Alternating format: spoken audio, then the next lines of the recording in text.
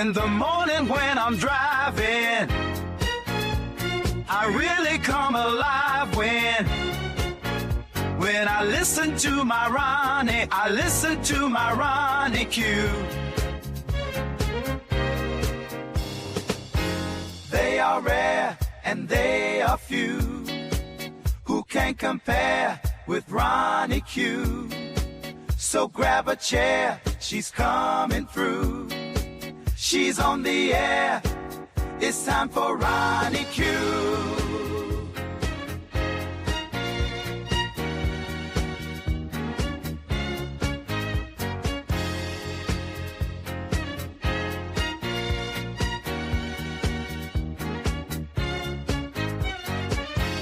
They are rare and they are few who can compare with Ronnie Q.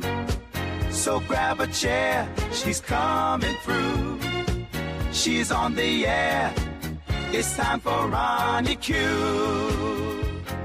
Ronnie Q. It's time for Ronnie Q. Ronnie Q. It's time for Ronnie. In the morning while I'm driving, Ronnie, I really come alive when it's time for Ronnie Q. I listen to my Ronnie, Ronnie. I listen to my Ronnie. It's time for Ronnie Q.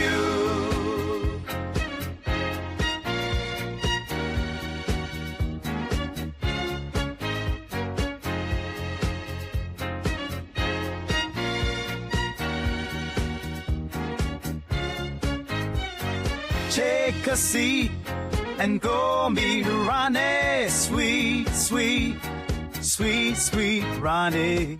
No day complete without my Ronnie. She can't be beat. Sweet, sweet Ronnie.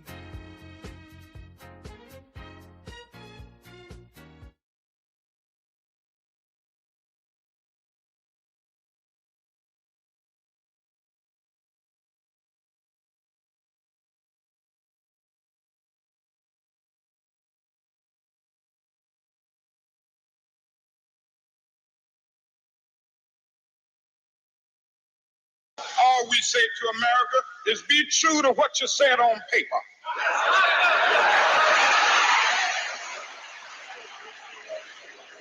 If I lived in China or even Russia or any totalitarian country, maybe I could understand some of these illegal injunctions.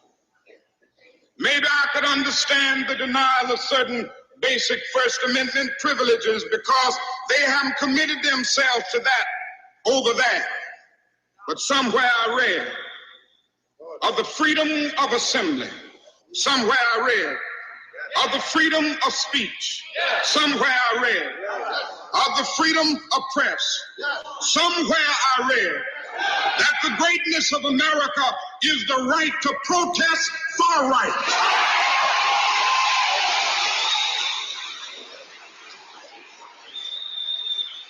And so just as I say we aren't going to let any dogs or water hoses turn us around, we aren't going to let any injunction turn us around.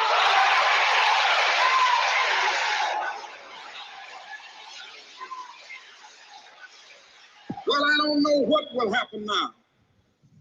We've got some difficult days ahead. But it really doesn't matter with me now because I've been to the mountaintop. I don't mind. Like anybody, I would like to live a long life. Longevity has its place. But I'm not concerned about that now. I just want to do God. And He's allowed me to go up to the mountain. And I've looked over and I've seen the promised land. I mean,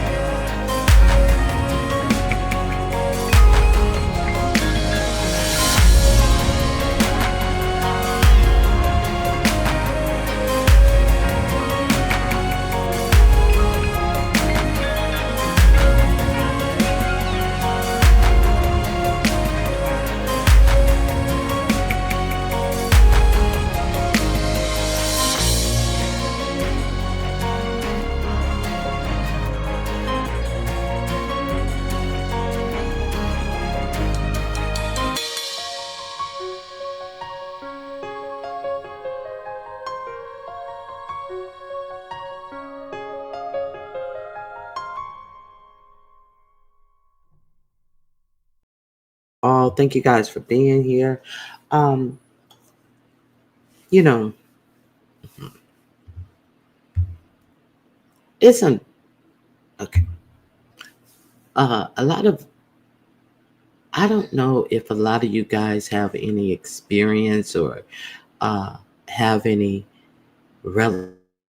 instilled in you what exactly the we shall overcome is. Do you guys know or have you really felt what the things that we were fighting for and about? Do you guys have any people who actually lived in the era that we needed to overcome as a people?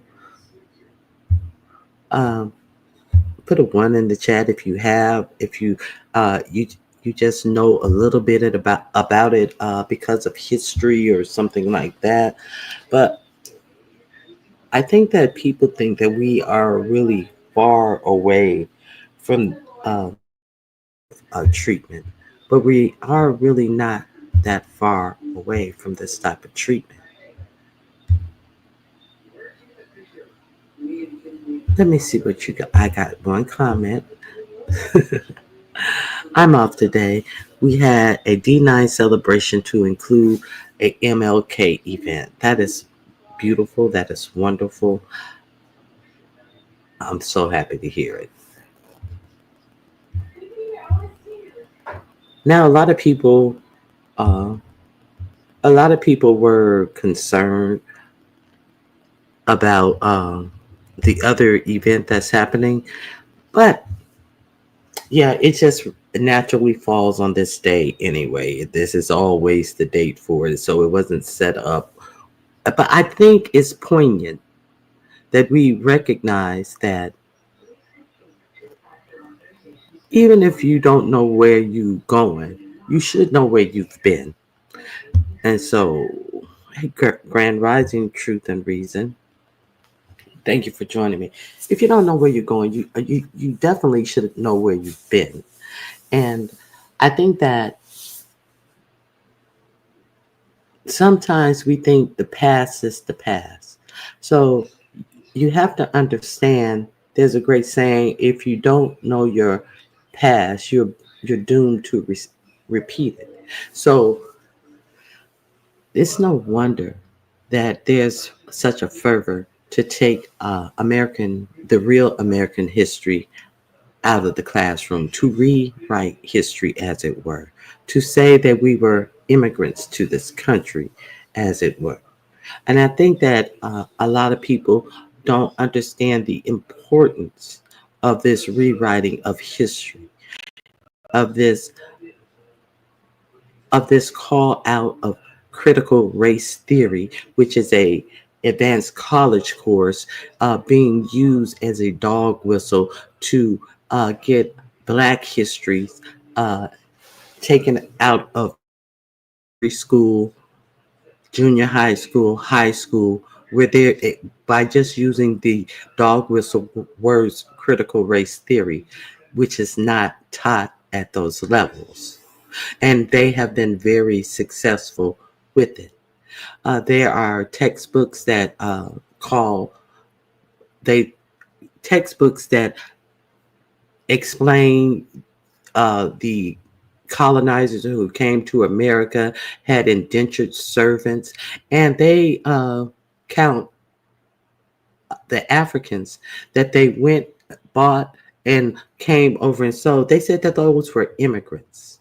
So they're counted as immigrants. So if you continue to be silent and, well, don't exercise your rights to vote, the right that Dr. King and a lot of other people were bruised and battered to give you, and sit up on your butt and have so much information about what's going on with Brooke Valentine's fake uh, fake break up again, and be well versed in everything beef sector when these people were out there doing this so you could have a voice in your future. It is just, it's just sad. It's really sad. So we're gonna pretend like these things never happened, like these people were bruised, battered, had water hose sprayed on them, foods sprayed on them, went to jail, had dogs sicked on them, so we can be afforded a better life. And this is the best that we can do. This is the best that we can show. This is the best. These are the best morals that we have, is to come over here and lie and steal and beg from people. These are the best morals that we have. So, um, some of us think that, hey, if we go against the flow, they're going to consider us, they're going to consider that, hey, I'm not like them. I'm not like them. So some of us, and you look at all the Hispanics who voted a particular way, even though it was said that they are going to have a mass deportation and they're going to get rid of birthright citizenships. But there was still some Hispanics that said, well, they're just going to get rid of the criminals. They're just going to get rid of those. They're just going to get rid of this. But they said that if your parents came over here and had you over here, they're going to get rid of your birthrights, citizenship. Not everyone's birthright, just your birthright citizenship. People who came over via the southern border, just yours. So, but they still voted for them because they don't see themselves. They see themselves more like a Marco Rubio type of Hispanic. They don't see themselves as a Cesar Chavez type of Hispanic. Um, let's see, but let's see how they see others that they don't want to include. Let's see, fuck them. Let's see how they see us. Okay, I'm gonna share screen. I'm claiming fair use for the purpose of education. Okay, here we go.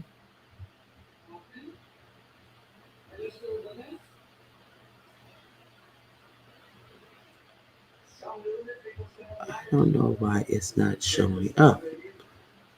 Oh, here it is right here. I'm sorry.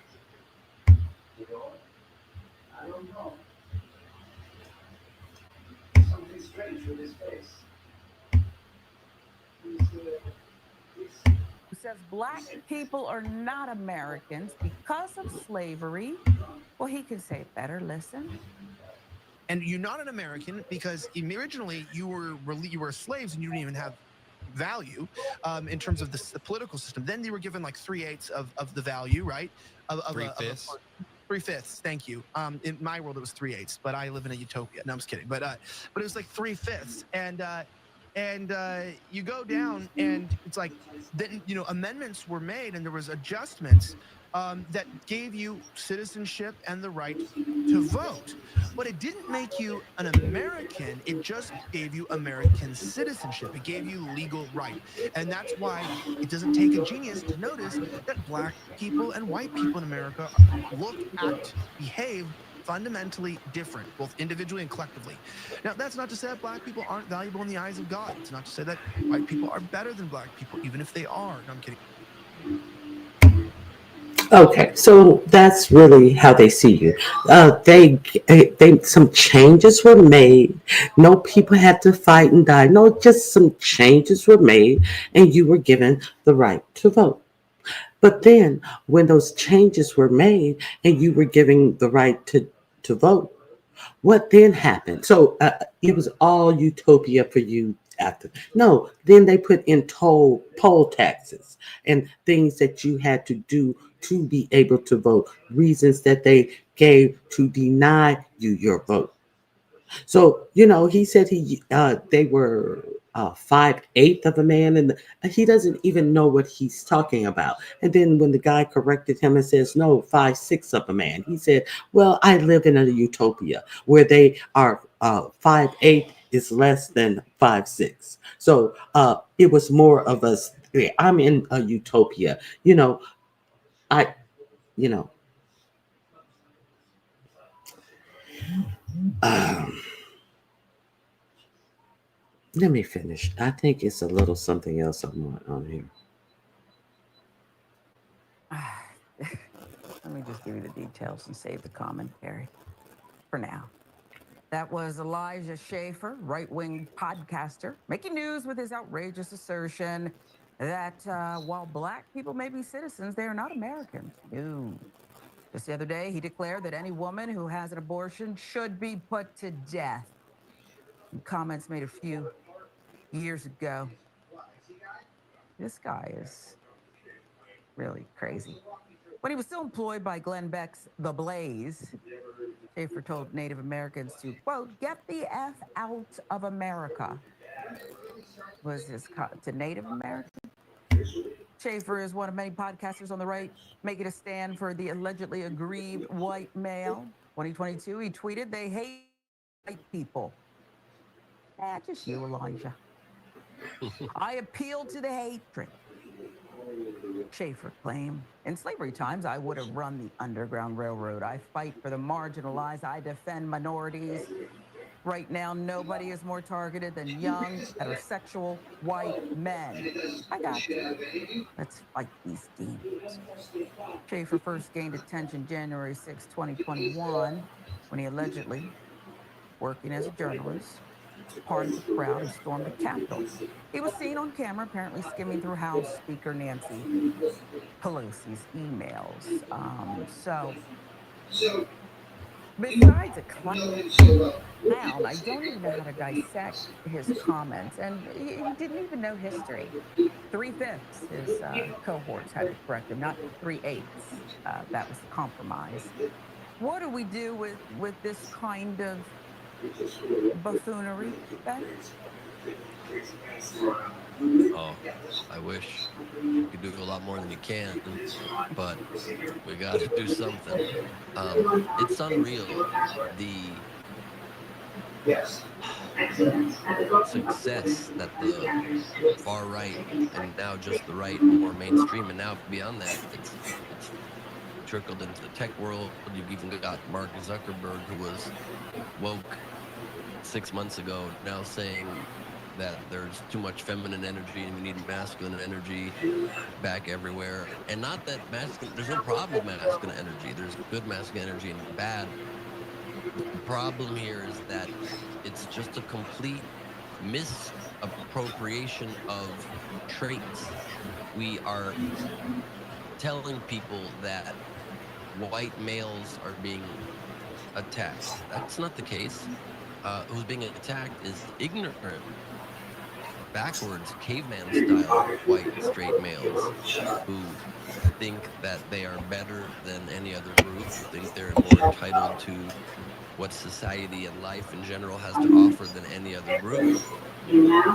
That's what the issue is. Nobody has a problem with white straight males who can be tough and masculine and also kind and caring and can share the stage and spotlight and resources and community with all other groups. Then you're good. It's not to do with your skin color, it's to do with your attitude of superiority based on your skin color or your gender or your sexuality. That's the only issue. And so while we have to value free speech being unfettered whenever possible, things like this abhorrent person's clips, it's hate speech. It borders on hate speech when you're too aggressive for Glenn Beck. When Glenn Beck is like this, I'm speech. Maybe that's the standard. Maybe we should call it the Glenn Beck standard. And when even Glenn Beck is like, that's a little intense, maybe you get your podcast license pulled. And the problem is you don't need a license to have a podcast. I have a podcast. I'm unlicensed, but I use something called morality and good common sense to not cross the line into offending people who don't deserve it. A good Okay, so now he was fired by Glenn Beck. Uh, Glenn Beck, of all people, actually fired him, but he hired him. You have to understand he was also hired by Glenn Beck. I'm going to drop the link so you can, if you want to peruse that any further, there's a link to that. Okay, so let me see. A very driving while listening. Like the yes, misappropriation of work of woke. Everything is so bad if it's work woke. God forbid you be woke. You just sleepwalk through life because woke means something so horrible now. Hey, Grand Rising, you need to go. Hood scriptures. We hear your feedback. That's something in the background.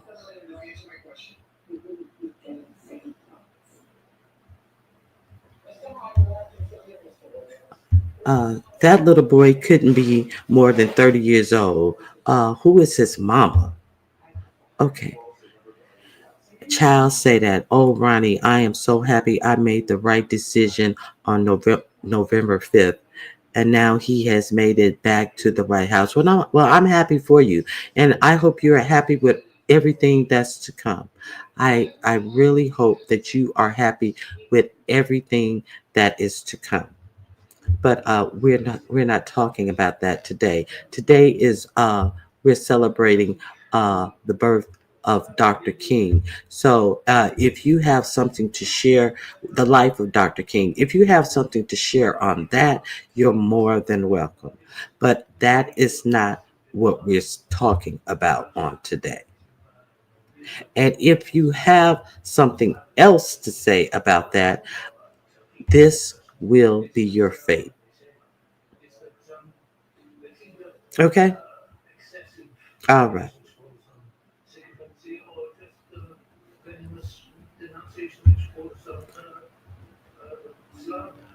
That's what I say. But he hired him. Of course, he knew his views. The heat got hot. Okay. Okay. It started with 1709. Bacon and rebellion, where divide and conquer tactics were used on the slaves who fought back, calling one group black and the other whites.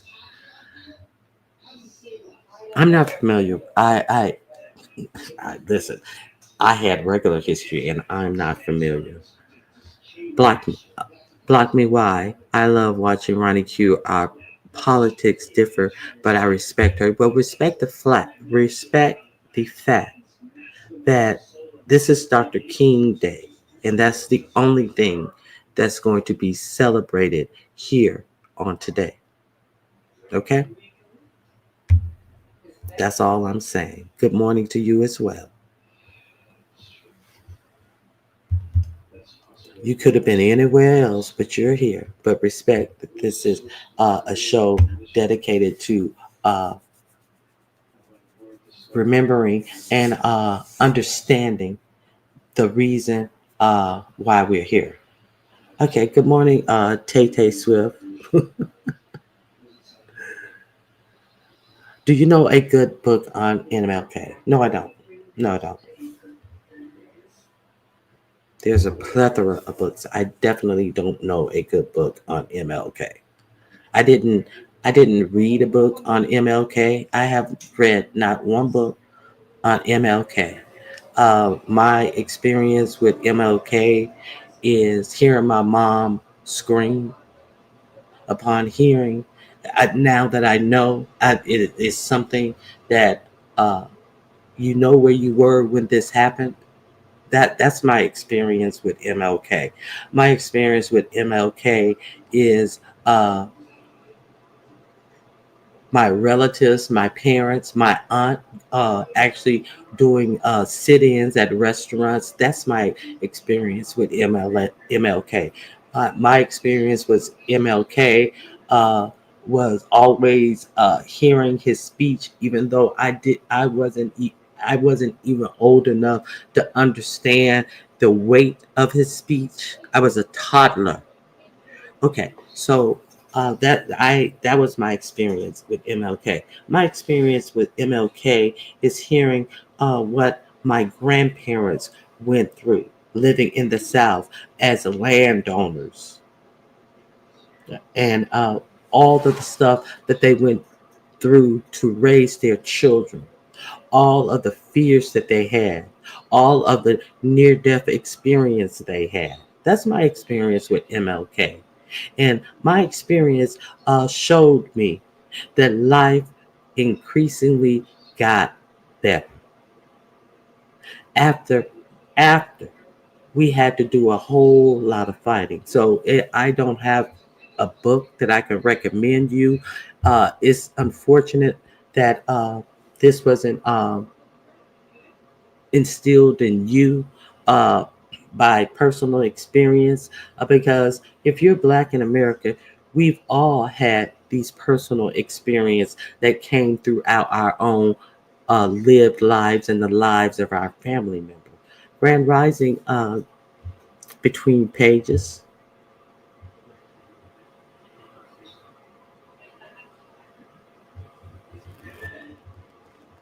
Okay, so Truth is Reason said go read some of Martin Luther King's own books.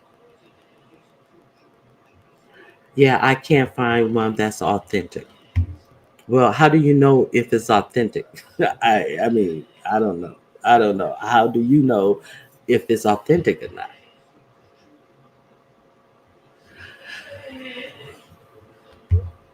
Uh, Walter Plecker, vital statistics person in Virginia who worked for the federal government, who went through uh, Virgin, Virginia's indigenous community without permission, changed the black, changing the black or the indigenous. I don't know what you mean by that. Did I miss something else that you said prior to this?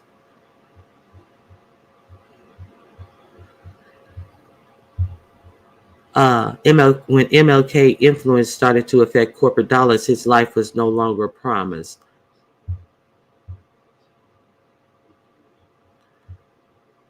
Child say that it's giving dope fiend energy.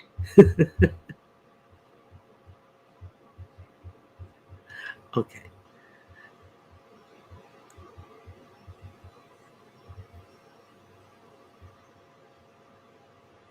Okay, child say that.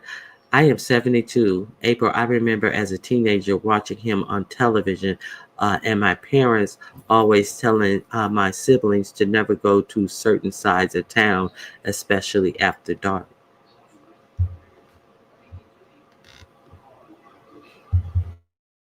Dad was saying to watch the interview MLK and 11 months before his departure. I don't know what they mean as authentic either, and because anyone can make a book of lies.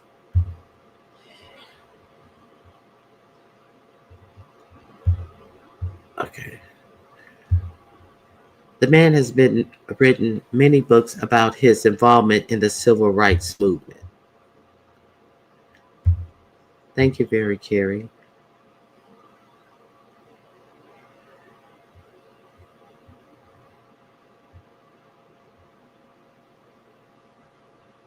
I'm referring to his autobiography. I haven't read his autobiography at all, but I don't know. It's just without saying too much, it's hard to uh, without doxing. It's just it boggles my mind that a lot of people are not in tune with how important he was to Black people and our upward mobility here in the United States. And the the trolls have come to play this morning. Wait a minute, let me see.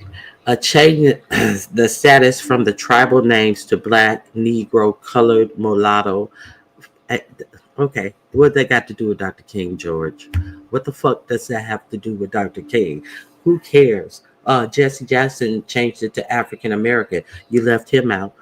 Uh, what does that have to do with the price of cheap tea in damn, at least Jesse Jackson was there when he was assassinated. I mean, what do all these terms have to be do with anything that we're talking about with Dr. King?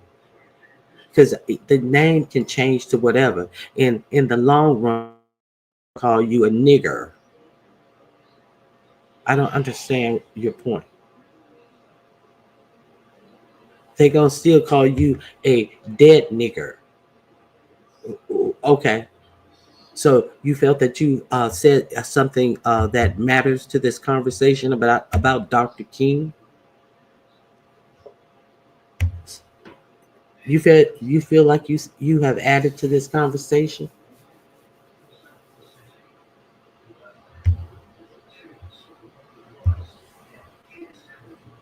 Hey T Danielle, Grand Rising. I have read it, and based upon my own life experience at the time he was alive, I see no issue in what he wrote. So there's a reference for you, Taylor Swift avatar. There you go. Uh,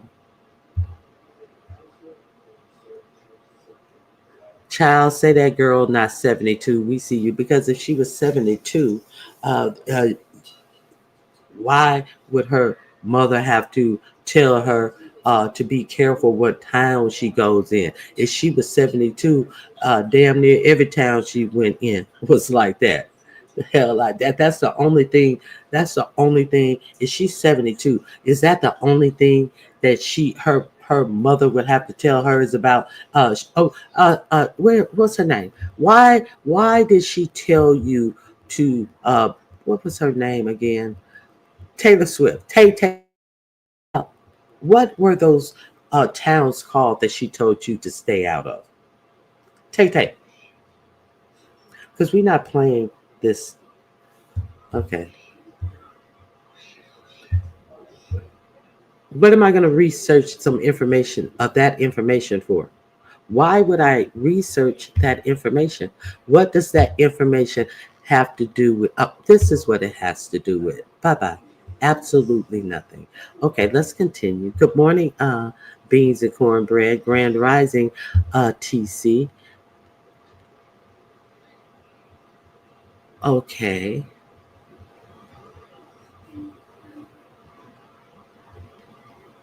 It was that one too, telling me to research some information on a topic that I'm not talking about. Who cares who changed the word from black to mulatto and all of these things? Nobody cares.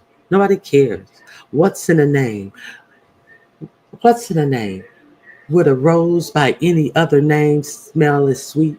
What's in a name? It ain't what they call you. It's what you answer to. What's in a name? Say you.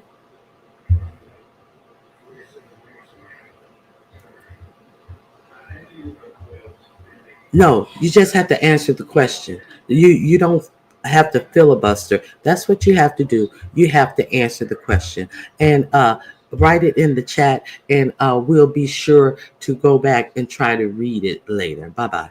Okay. I didn't want you to give her the answer because the bitch didn't even know that they were called sundown towns. You know how people try to pick up on your suffering and try to act as if they know your real lived experience. Sundown towns that are still in the United States, scattered all over the United States right now. But that's the I was told not to go to certain places after dark. Child, okay. If you were, oh well, you lived. Live to be an old silly bitch who has nothing to add to the Dr. King conversation. Tay Tay. Okay. Okay.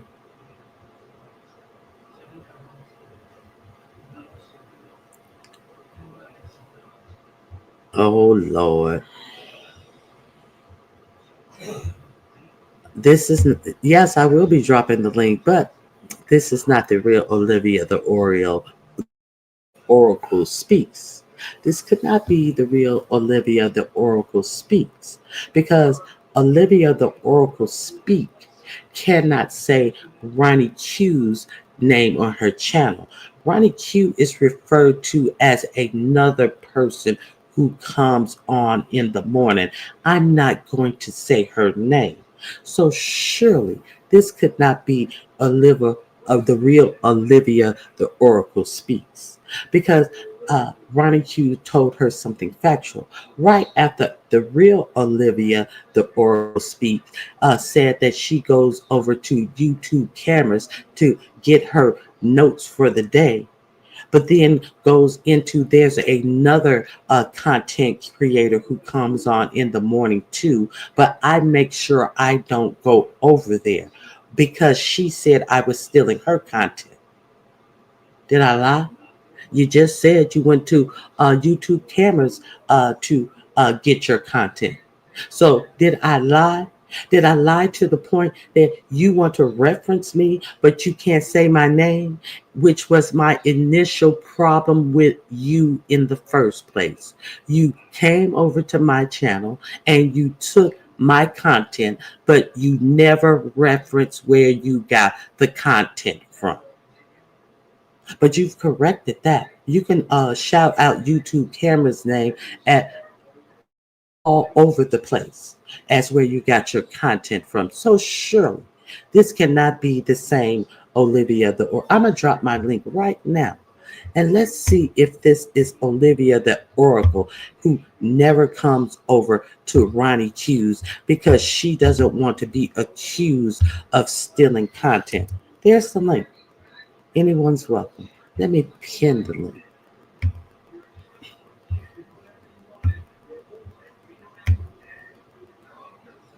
The link is pinned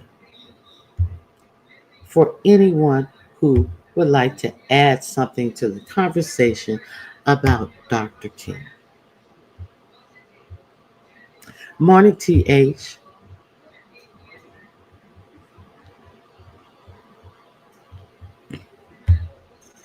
No, I didn't, girl. No, you didn't what? No, you didn't what? You didn't just say, you want me to go and pull the video of where you said you don't come over. You make it a point. Whatever. Whatever, girl. I can pull your video. That's what you said. I ain't got no reason to lie. I ain't you over here trying to kick it. I ain't got the lie to kick it. Hold on, let me put my banner up.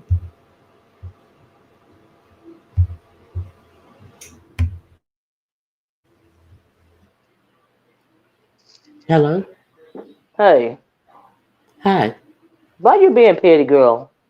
I'm being truthful. I'm not being petty. No, Did you not but see, wait a minute. I came over here to talk about Dr. King, Ronnie. I didn't came over here to talk about this. You had something. You said you honoring Dr. King, did and you I not seen say people being. Let me finish. And I seen people being disrespectful to the conversation, which is a very serious conversation. And I came over here to share my view. I didn't come over here to talk about YouTube stuff, Ronnie Q. but did I But we lie? can do that another day. Yes, you lied. No. I lied. But that is your opinion. I didn't come over here to talk about this. So either you want to talk about Well go some real over stuff today or you don't. well go talk about it on YouTube cameras. Bye bitch. The fuck out of here. That's exactly what she said. I ain't got no reason to lie. Okay. Um Anybody else want to hit the link? Smooches. Because if you're gonna be about it, you're gonna be about it all the time. You're not gonna pacify me. You're not gonna try to shade me. You did what you did and you said what you said. That Dr. Plecker changed our status without the government permission, and it was a concerted effort to rob us of our identity and land rights, and also to steal land and property. And there's a big effort going on in the South to steal a lot of heirs' property. They're doing it all over the South. That's why, well, that's one of the reasons people like Bill Gates had bought up so much farmland because so many heirs and stuff are not paying attention to their land. They're selling off their portion of the land, putting their siblings at risk of having to sell the land. Wait, where is that place? Uh,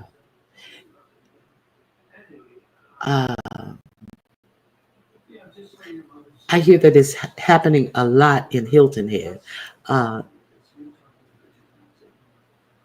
that the place, I think it was Hilton Head, where the old black 97-year-old woman had her house, and they said a piece of her porch was protruding on some land that they were developing, and they tried to take her land via eminent domain when she wouldn't accept their lowball price. Hey, Auntie Donna, and she wouldn't accept their lowball price for the land. So therefore, uh, she went to court. A lot of celebrities and other people gave her money to fight that case, and she won that case. Unfortunately, she had already passed away, but they tried to just take her a land because they wanted to develop it. I think it was hitting Hilton Head. See, they're not used, and it's happening in North Carolina to a lot of the land in North Carolina, Louisiana. They're stealing their sugar cane farms and all of this the land that the sugarcane farms are on. That is a big thing that they're doing now because they figure that the heirs, oh, they're not doing nothing on the land. We can come in and we can pull one and then I think I did this story. If I didn't do this story, and it's this one company that's real big on that. They feel that if they can pull one ear off, and then they wind up being able to, like, if one ear owns 10 acres and it's 100 acres of land. If they pull that one air off, he goes in and he files, I forget what type of paperwork it is, for all of the land. And he winds up buying all of the land. So, yeah, they've been doing that for years. Yes, Hilton. Okay, South Carolina. Thank you. I always get North Carolina and South Carolina mixed up because I've never been to either of them. I've never been to either Carolina, so that's why I get them confused. Uh, See, you Mayo people think that you can still tell us anything because you believe that we don't know our history. Dr. King was Indian. So was John Amos, Jim Brown, etc. We know who we are. So do you. I didn't know that they were Native American. I didn't know that my damn self.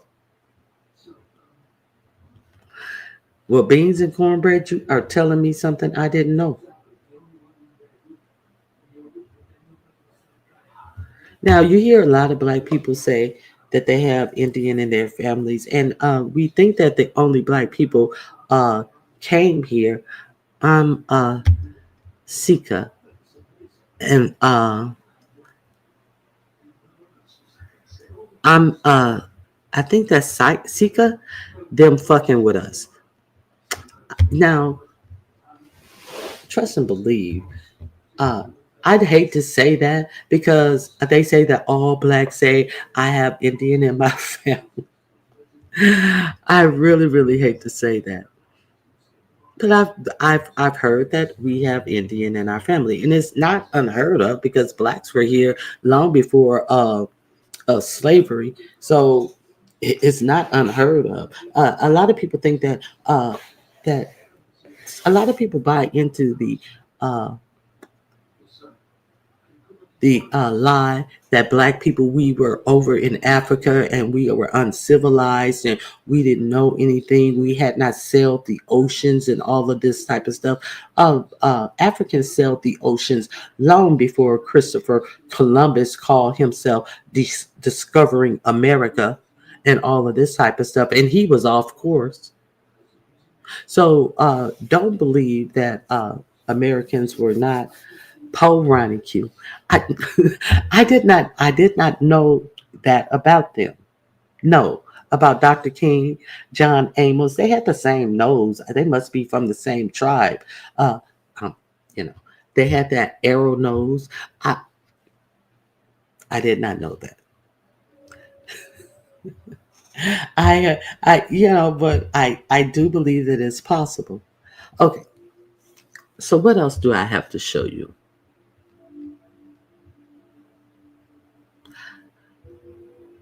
Okay, so we've come to this day in 2025, and we hear the rumblings of what's to come.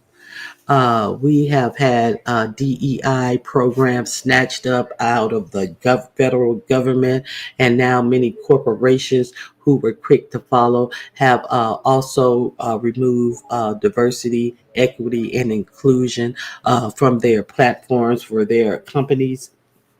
And it's to the point where you those who feel so comfortable who to say any black person. I'm not with this person of color. I'm just speaking for my personal color. These black women who are the most educated people in the United States are always DEI hires. Let them tell it. Hold on, I have someone in the back. Many blacks in my state of Oklahoma have a native blood and on the rolls to get benefits. That's great, as they should be. Okay, let me put up a banner. Hey, TC. Good morning. How you doing, Ronnie Q? Good morning, chat. Good morning. And thank you for this. I guess you could say a memorial. Just talking about Dr. King. I wanted to say that Dr. King, his legacy and everything, very near and dear to my heart for a lot of reasons. But the one thing that's very, very important to me was one of his letters that he had written, "The Drum Major's Instinct." Um, and the letter he wrote, and there was a part, an excerpt in his letter. If I could just read it, it'll take like 2 seconds. If you Okay, don't go ahead. mind. Okay. And this is something that anytime that I'm down and out, I read this. So y'all know in 2024, I was reading it probably 3, 4, 5 times a day. If I can help somebody as I pass along, if I can cheer somebody with a word or song, if I can show somebody he's traveling wrong, then my living will not be in vain. If I can do my duty as a Christian ought, if I can bring salvation to a world once wrought, if I can spread the message as the Master taught, then my living will not be in vain. That was something that I read, when I was in middle school and all that good stuff. And I really and truly love the drum major's instinct. And we all here are drum majors in our own way.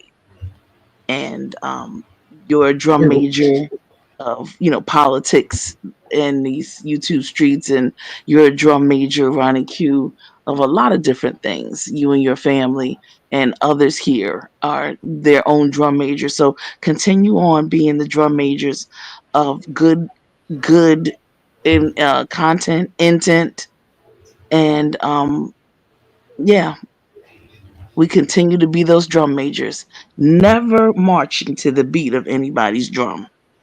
And I know you do that. I didn't have to tell you that. You do that anyway. So thank you. So now, do you have any memories of the changes and feeling the wave of change and feeling uh, that things were changing? It was really something to live, and you knew that things were changing for you.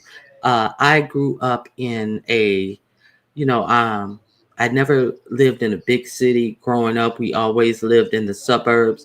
So uh, just to feel, I remember when my father used to watch Cassius Clay, and then he started watching Muhammad Ali, and I didn't know that they were the same person. I thought he was rooting for another fighter and all this type of stuff. I remember when James, I remember when James Brown sang at the waterfront, at the lakefront in Chicago, and we drove out there and stuff, and it was so exuberant, and that "Say It Loud, I'm Black and I'm Proud," and it was just like that's the song that he ended with, and it was just like a breath of fresh air, like, oh, we can say this outside now. We can we don't have to say this in hush rooms or just among family. That's what I got from it. It's just like we can shout this wherever we are, and it just put a different type of pep in my step. I don't even know if I was in kindergarten at that point. But these types of changes, to live through these types of positive changes, for us to be unabashedly proud of who we are and the progress that we're making, and our intelligence, and all of this type of stuff, to have it turn in such a short period of time to what it is today. How about you? Well, I agree with you. When we were growing up, I missed Dr. King by 2 years. However, I really feel in my heart that spiritually I was born in that era. But I'm gonna be honest with you. I will even with these so-called changes of administration or these so-called governments and things of that nature. Um, I haven't felt any change. I'm sort of disappointed in what I see in some of the character of our folks. However, I know that I'm still around great people. I see the good. I see the good in the good people, even though the not so good people sort of kind of tarnish the rest of us. I still see the good in us, and I know that we are disappointed at times. But I will sometimes I'll just come in my own quarters, and I'll cry, and then I'll get out there, and I still will show a united front with my folk.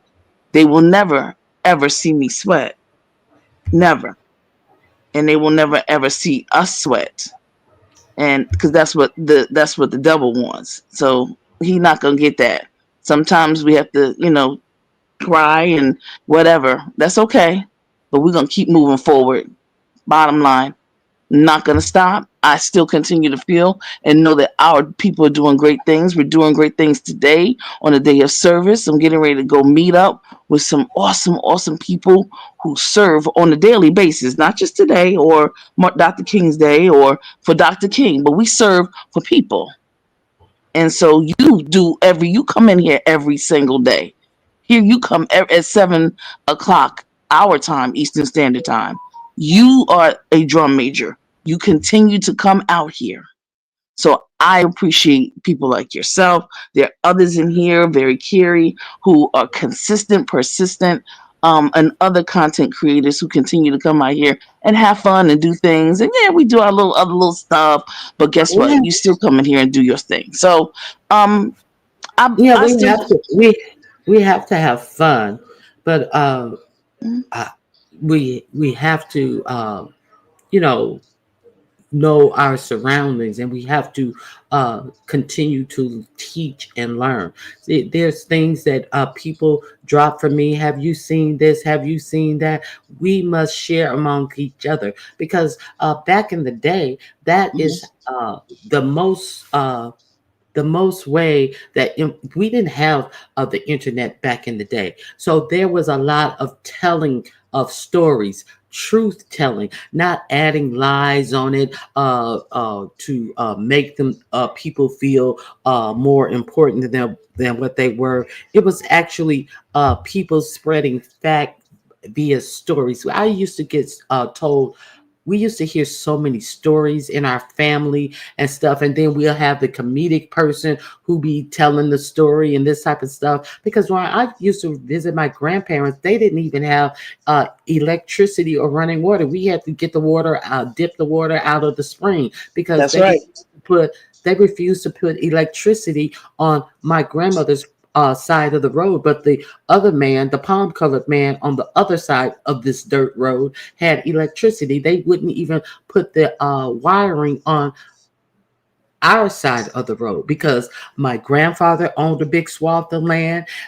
He gave his brothers a big swath of land on each side of his big swath of land. They wouldn't even put electricity on that side of the road. Do you understand what I'm saying? That's I, right. I I know what it is, known what it is for a long time. But go And you ahead. know what? I liked what you said because a lot of folks don't even mention the fact that our parents and grandparents and great grandparents had owned. They were landowners. Yes. Yes they were. So but one thing I know, your grandfather and your great grand people, they probably knew how to build a house. I bet you they did. I bet you they knew They how to. listen. They built the house. They built the house that I used to go visit. Back in the day, they built the house, and then they would add rooms on. You come back the next summer, and it's another room added on, and you got to go through one room to get to the next room, and you got to walk through a bedroom to get to the kitchen. Yes, I know that. I am There you go. familiar with that. But There you go. let me tell you something else. They ain't never wanted for nothing. Whenever they wanted to go uptown and get something, they went uptown and got what they wanted. They had their cows, they had their pigs, they had their chickens, they had all of that. And they sell certain number of cows a year. They would slaughter a pig, have lard for the whole year, put that meat up, make they yes, I'm familiar with all of that. Thank you. And listen, you just said something. We have a farm here outside of Philadelphia, and the Angus cows. Those are the black big cows, right? Hmm. And you go out there and you, like you just said, Ronnie Q. You go pick a cow, or you go pick a hog, or you go, whatever the animal is, and guess what? They will cut it for. They'll cut it for you, and you have food for at least, like you just said, 9 months to a year. And you put that stuff up along with, and you used every part of that animal, and you didn't waste, you see. And then along with, the of course, the canning and the jarring and all the things that we did, like you said, we wanted for nothing. We didn't want. My grandmother would count the days, how many days it was supposed to be, autumn, how many days it was supposed to be winter, how many days, and they had a farmer's almanac that they went by. Almanac. Yeah, they had the almanac to tell you when to plant, what to plant, where to rotate, what you planting. I forget what it is that beans have in it that you can't plant them in the same place because it has some type of mineral that goes in the ground that you can't plant in the same place every year. How to rotate your plantings and all of that. Me and Exactly. Pam was talking. Me and Pam was talking about that. I still have my grandmother's almanac, and she Mm, was. I have one. I have to find it. Listen, girl. I was at a flea market. Uh, in I, I was at a flea market. Where was I? Anyway, I found a colored only sign. It was made out of metal, and it had holes for it, so that it wasn't just like a something that they would put up. It was a permanent fixture sign. I found a colored only sign, girl, and it was actually from the state that my grandmother and my grandparents lived in, and I bought a colored only sign, and And my mother was like, I can't believe you bought that. Why do you want that? And I said, that's a part of our history. And I was like showing it to her. I was like, you can't believe what I found. And she was just like, oh God, like, don't remind me.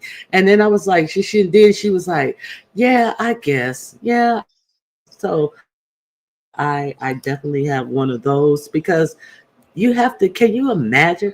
A lot of us can't even imagine this, but people are trying to relegate us back to where we came from. Hmm. And a lot of people who don't know the back to where we came from, they're trying to keep our history from us because they don't want us to know our greatness. The only reason that they're trying to keep our real history away from us is because they don't want us to know how great we are as a people, how intelligent, how intuitive we are, how inventive we are, all throughout history. They don't Hmm. want you to know about how great you are. That way, they can't just sit you down and have you satisfied with begging, with just taking a little government assistance check. They Hmm. keep you comfortable. They can't keep you within a 5 block radius from your home, not venturing out to enjoy the rest of America. They want you to not think that you can afford. Well, they don't want you to be able to afford to go on a vacation, take a trip, take your kids somewhere. We used to go on little vacations all the time, but I had two working parents though. You got to work if you want to do these things. So, Hmm. and they wasn't making a whole lot of money. I Let me see. My parents both worked, and my father, he used to work a part-time job after he did his full-time job. But their first house that they purchased, their house was $17,000, a full brick house with 3 stories Mm. and a garage. $17,000 in a white neighborhood. And once we moved in, every week there was a new black family moving in because them white people was getting out of town because it was Mm. 3 black people on the block. And shortly thereafter, I say in less than 2 years, every house was black except for this one white girl who had two mixed children and the house on the corner. Every house was a black household. That white flight. White flight. Hmm. Hmm. That's real. Well, you know something, Ronnie Q. One of the things that I will say that Dr. King did that we learned. Um, there's there's still a movement of black people that are in the South, and my family's doing it right now. We are getting reparations. When I say we're getting, we are fighting for it, and we're fighting for reparations from the family that benefited from our family, who enslaved and working free.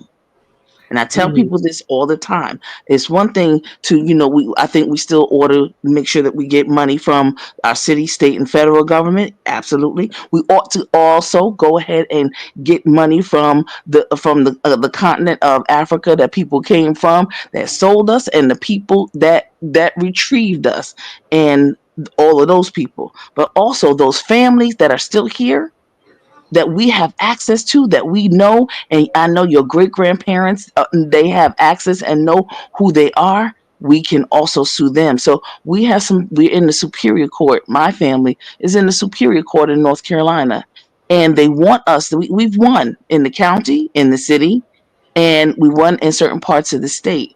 But they want us to concede, and we will not, because we're going to take it to the next level. The bottom line is, what the one thing that guy, the county court judge, said to us: do you have any proof that your people were enslaved? And so when you said that you had that colored sign only, if we don't get those signs and those relics and those Confederate flags and those chains and those things that we gonna need, because they're gonna ask you in court. Can you believe the audacity, the unmitigated gall that I felt when that dude asked me for proof? But you're in court now. Yeah, they wanted proof, and so thank goodness you have that sign. We need to have museums that have our stuff in it. Your family we needs to have have it. more. We have more than that. We have actually traced our roots back to, and it's the same county that my grandfather had hundreds of acres of land in. Yes, we actually know the name of the people who owned Mhm. my grandfather's mother. So my grandfather died when he was 102, and so he was older than my grandmother, but his mother was actually enslaved, and that is the one who they say was part Indian as well. So yes, we actually know the owners and everything and where the land is. It ain't far from where my grandfather bought his land. Okay. And the other thing that they did, Ronnie Q, they decided instead of the last name, of course, they put all of their money in trust. So we couldn't find the money for a while because it was in none of the last name of that family. But then when we found the trust that they were working from, Of guess course. guess who they're connected to? They connected to Breyer's Ice Cream, the Mm. Breyer's Foundation, the Breyer's estate. It's very, very interesting how, and to this day, I will not buy Breyer's ice cream. I will only buy Turkey Hill, because this is amazing. But I mean, I have documentation and things of that nature. But you wouldn't believe that when you dig into some of these people, some of those Caucasians have trusts and they have asset protection, and it's kind of hard to find, but you can find it nowadays. Of course, in these wonderful technology days, we can find just about anything, anybody. So you can find the people and how much money that they have, and you can request some things, and you just have to go to your superior court in your state where your family was enslaved. Yeah, well, yeah. Listen, good fight. I hope you keep up the good fight. Right. That's why sometimes, we have to prioritize our energy and our fight. So, but anyway, I just want to say thank you so much for, this talk of, Dr. King and his relevance and his part and his contribution. A lot of folks talk about he didn't contribute. Well, you know what? It's unfortunate that they would say that. But I know that he contributed. Many of us know, and I appreciate his legacy. Another thing that they always want to put in the forefront, and I think that, and of course, J. Edgar Hoover released the files on him about him being a womanizer. He was a man. He was a man. Uh, Absolutely, that's he right. was an Yeah, imperfect man, and a lot of these younger people, put that first. That's the first thing that so many people want to talk about. So exactly. but they don't want to talk about things that he did to improve their lives, the things that they may get rescinded. I can't tell because this overt racism that's going around now is very overt, and they're not trying to hide it. They hide behind this religious right and Christian nationalist branding now. These Christian nationalists, I showed not too long ago down the streets. Was it a whole group of people were marching down the street with their regalia on. It's not the white sheets anymore. They all have different little things that they're doing. Just coming to towns and marching down the streets and stuff. And of course, there's nothing. The cops. Well, it's nothing we can do. They have the right to protest. They have the right to. And these are now the FBI said that already gave, I forget, I think it was during the Obama era that they said that uh, the biggest threat to the United States is are these white nationalists and white radical groups, but they have put none of them on any type of watch list. But Black Lives Matters was put on the terrorist watch list. You see how it works, but so Right. there is nothing they can do. And like Dr. King talked about the last time I checked, we had freedom of speech, freedom of the press, freedom to assemble. No, not as of noon today. They're going to make uh, assembling call them protests, and let's not forget that they have tried to clear a way United States Army to shut down protests when this is one of our guaranteed rights in the Constitution. So that's why I'm doing this thing today, because people think that it's going to be all gravy. People come in and say that they're so glad about this, glad about that. Let's be real clear. See, this that's going on today has been taken to the inside, because that there is no need for the people who voted for what's to come. There's no need for them anymore. They did the only thing that they need for them to be.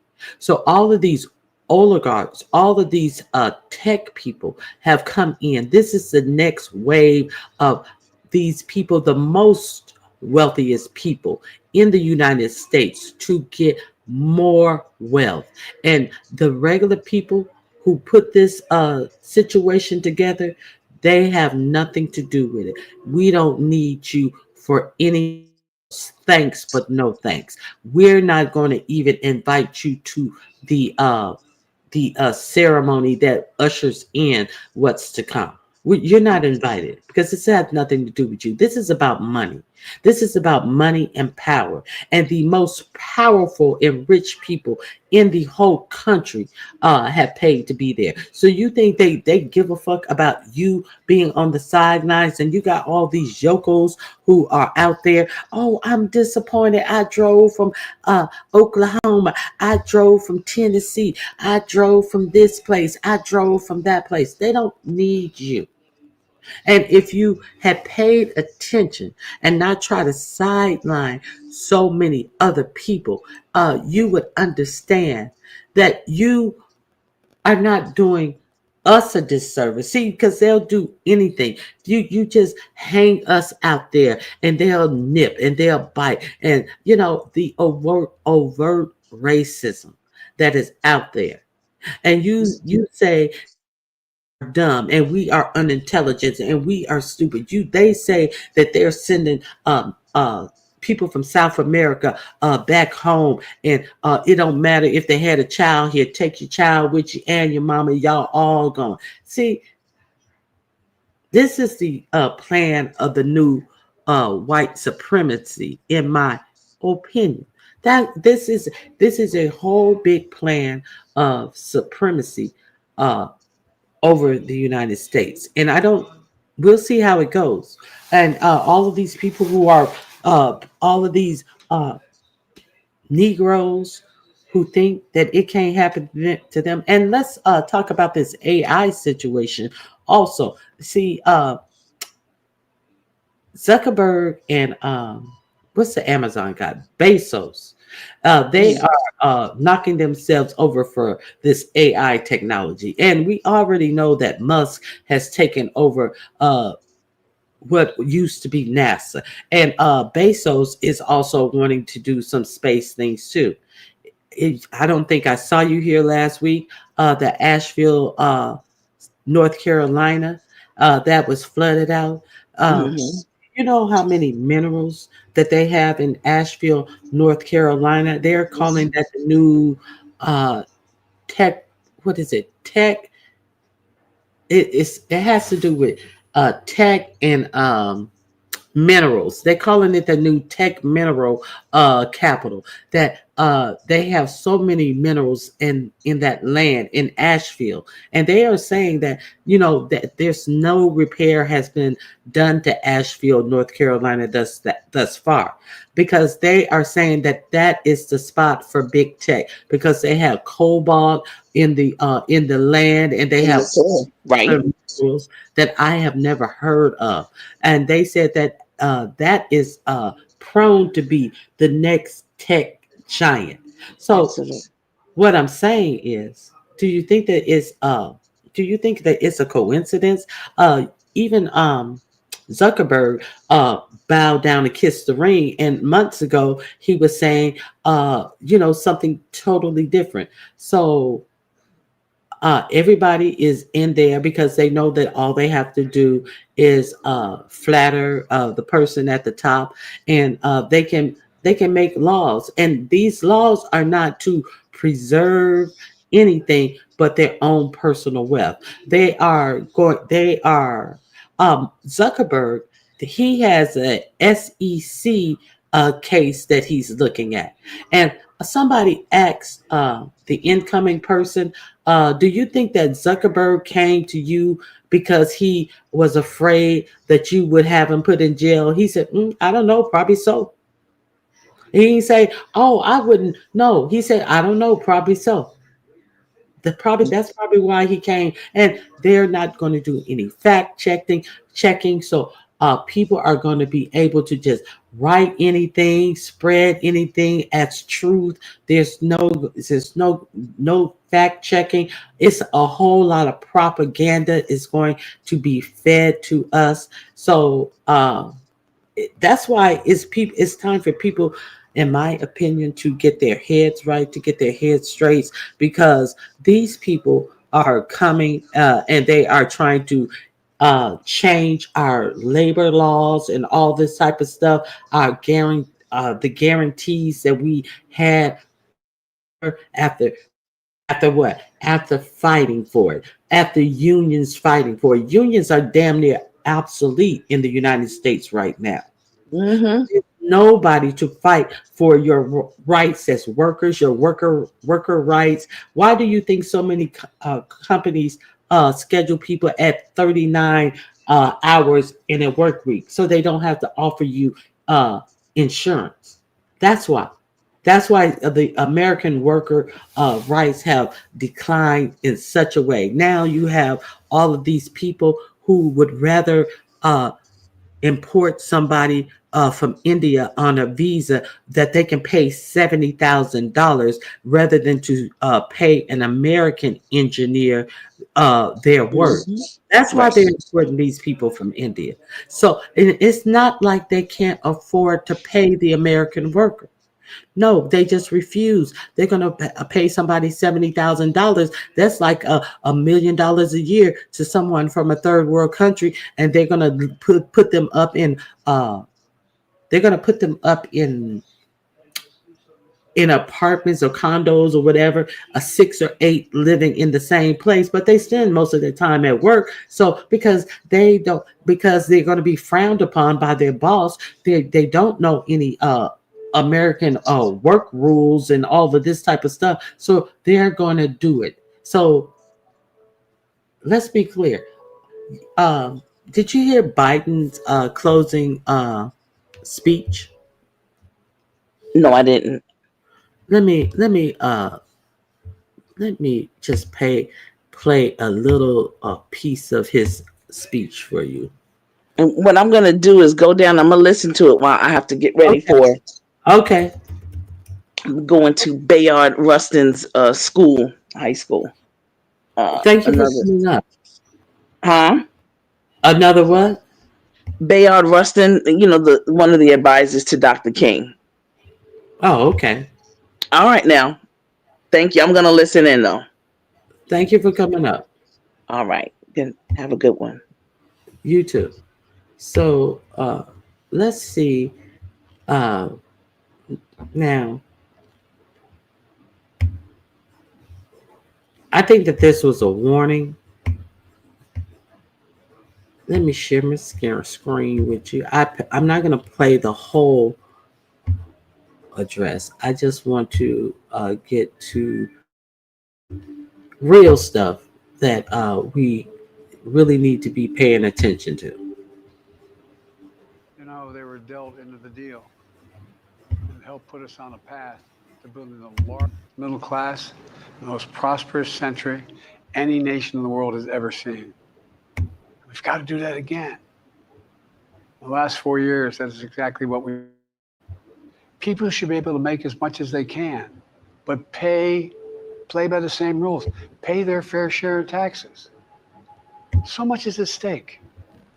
Right now, the existential threat of climate change has never been clearer.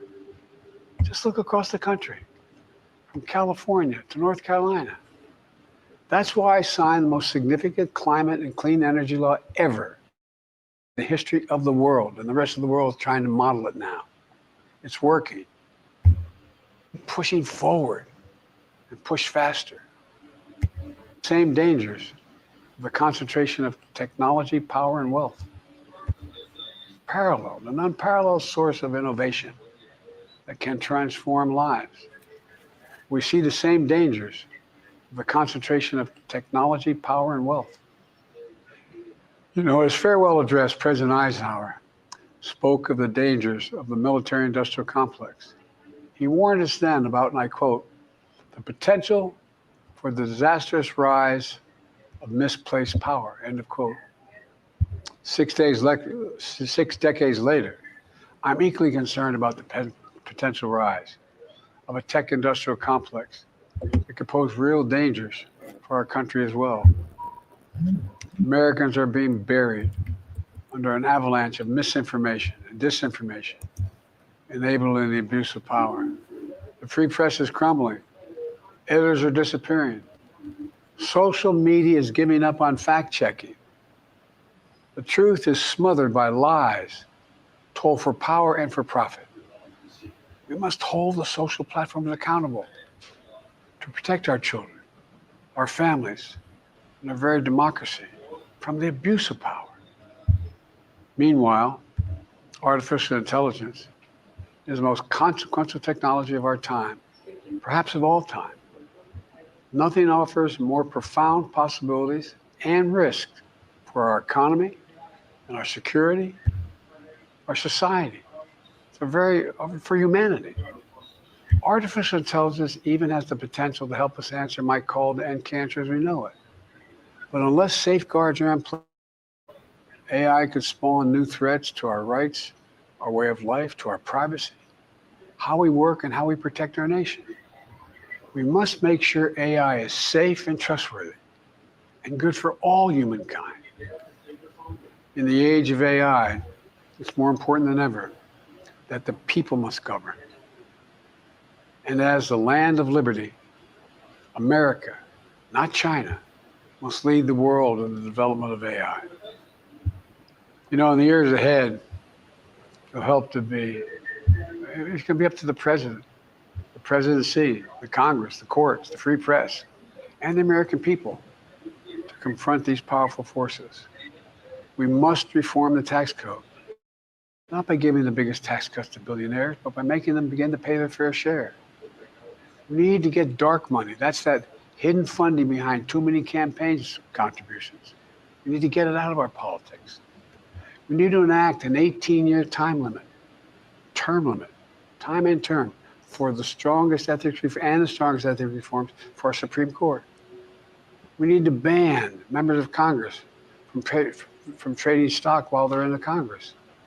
We need to amend the Constitution to make clear that no president is immune from crimes that he or she commits while in office. Dentists hate.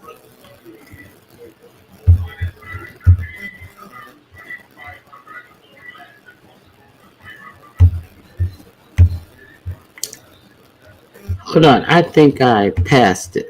Let me see. We hold these truths to be self-evident. The past 4 years, it's been the honor of my life for our rights and our freedoms. Instead of losing their jobs, businesses and industries. Hold on. one of the greatest modernizations of infrastructure in America. We invented the semiconductor. Hold on. And finally, doing something to protect our children and our investors so far feel Hold the on. full impact of all we've done. Administration, a single term. More people have health care than ever. Hold on. How much we've accomplished together for the American. I have no doubt that America's in a position to continue to succeed. That's why my farewell address tonight, I want to warn the country of some things that give me great concern. This is a dangerous and that's a dangerous concentration of power in the hands of a very few ultra-wealthy people. And the dangerous consequences if their abuse of power is left unchecked. Today, an oligarchy is taking shape in America of extreme wealth, power, and influence that literally threatens our entire democracy, our basic rights and freedoms, and a fair shot for everyone to get ahead.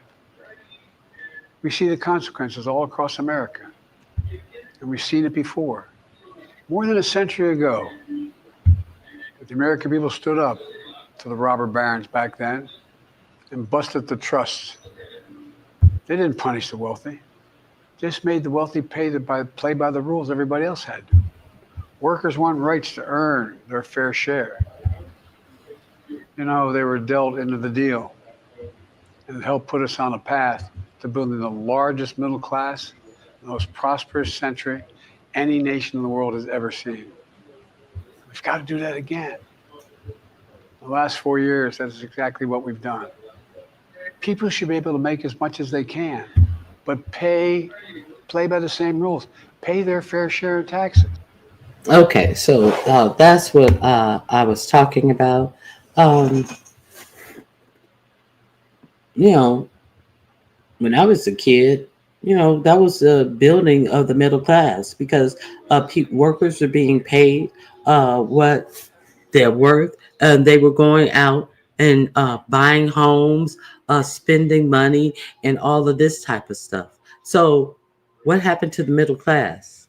What happened to the middle class? Have you guys noticed anything that has happened to the middle class?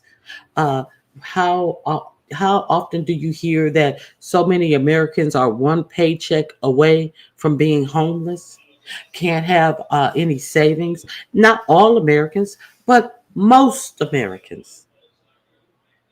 So that should be, and people take this as the norm, but that should be frightening.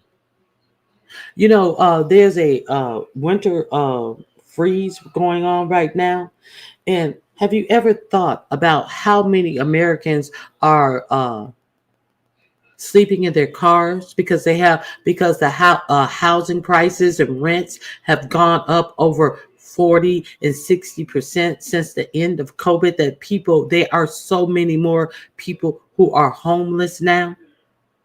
They're relegated to sleeping in their vehicles and all of this type of stuff. You can go on YouTube and you can see a ton of videos of people show you what they do to be comfortable, to go to the bathroom, to lay down, to sleep, to get dressed in their vehicles.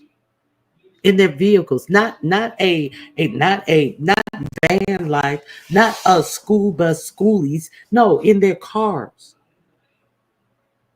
And these are people with jobs, but can't afford to pay rent. There's a problem here.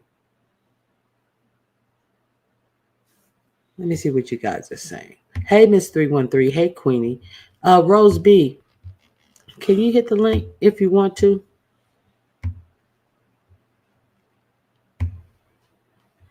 Okay. Every other bill passed leads the middle class covering a tax decrease for the rich individuals and corporations. Exactly. Ronnie Q, you are speaking facts. So sad. It's really sad. And instead of bucking this type of situation, we are acting like, well, there's nothing I can do. And why do you think disenfranchising certain or particular voters has been so successful? Who has it been successful for? So,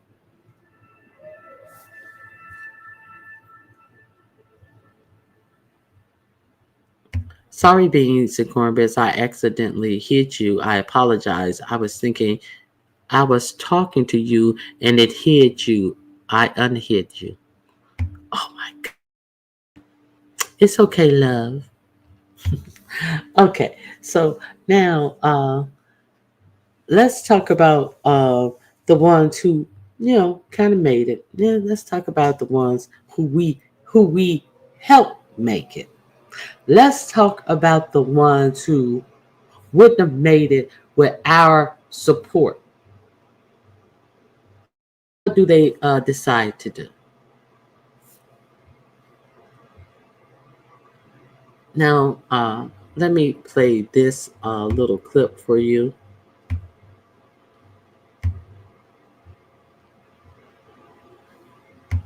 I'm claiming fair use for news reporting. Most people have Hold on, let me get past this commercial. Okay, let me find the right spot. Here we are, right here. Okay. We're sitting right here at this table. What would you tell him? Well, I had a disagreement with Snoop, I think, a year. I mean, if Snoop were sitting right here at this table, what would you tell him? Well, I had a disagreement with Snoop, I think, a year or two ago. Something he endorsed Rick Caruso. Did you tell him? He was supporting Rick Caruso, for mayor of Los Angeles, who I disagree with. And I stated that publicly as well. But I think that a lot of these rappers are not the intellectuals in the community, as Teray was pointing out, but it's also a dishonor to the Black community. Yeah. I mean, if you look at Donald Trump, the man who. Okay, let's be clear. Rick Caruso was the man that I told you about last week, who hired a private fire department to guard his Pacific Palisades upscale mall, while the whole rest of Pacific Palisades was burned down. Like, who's going to shop at his mall now? He was running for mayor, and Snoop Dogg was supporting him. Let's be clear who Rick Caruso is. I talked about him last week. I do these things. I tell you what's going on. Let's continue. If you look at Donald Trump, the man who would refuse to rent to Black people in the 90s, to the Black. I mean, if you look at in the community, as Teray was pointing out, but it's also a dishonor to the Black community. Yeah. I mean, if you look at Donald Trump, the man who would refuse to rent to Black people in the 1970s, who tried to lead a lynch mob against 5 Black and brown kids in the 1980s for the Central Park case, who refused to allow Black casino workers to have a prominent place in his casinos in Atlantic City in the 1990s, who spent 5.5 years lying about Barack Obama's birth certificate in the 2000s, who came into office and then attacked Black people like Colin Kaepernick, who attacked Ruby Freeman and her daughter Shay Moss for simply doing their jobs as Fulton County election workers. You dishonor those people when you go and perform for this man. Nothing but dishonor Black people. And just last year, he was calling Haitian immigrants, accusing them of eating cats and dogs. This is not somebody that Black people should be associated with and pretending to normalize. We should be challenging him. And it dishonors the legacy of Dr. Martin Luther King Jr., whose birthday we honor on Monday, to celebrate this man. Okay, that's the link. I dropped the link in there. So I'm pretty sure that you guys know exactly what he's talking about. Let's see. Okay. It's Snoop Dogg, Nelly, Rick Ross, Soulja Boy decided to perform for the crypto ball last week. And they're big up in crypto. So did you guys also hear that there is a new crypto coin out from the next leader of the free world that made him billions of dollars? And are we clear that they are actually considering taking money out of the Federal Reserve and converting it into crypto? And the crypto world is so unregulated that the only people who have been making money is the ones who actually create these coins. The buy into crypto have been losing money hand over fist. So the next leader of the free world has presented a crypto that made him hundreds of billions of dollars. Is that even legal? Okay, so I'll find that article and so you have these brown nosers up there at this concert. Let me see. Here it is right here.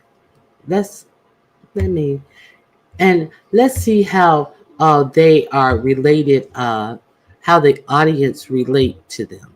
Let's see.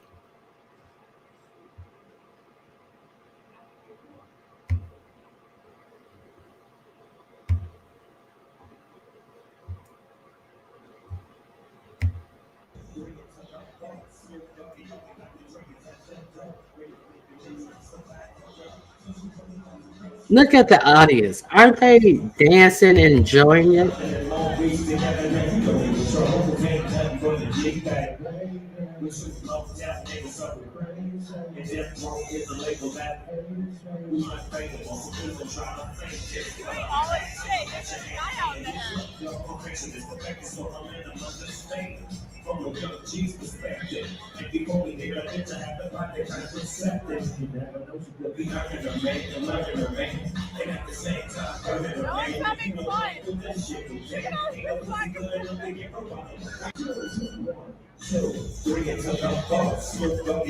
Isn't that embarrassing?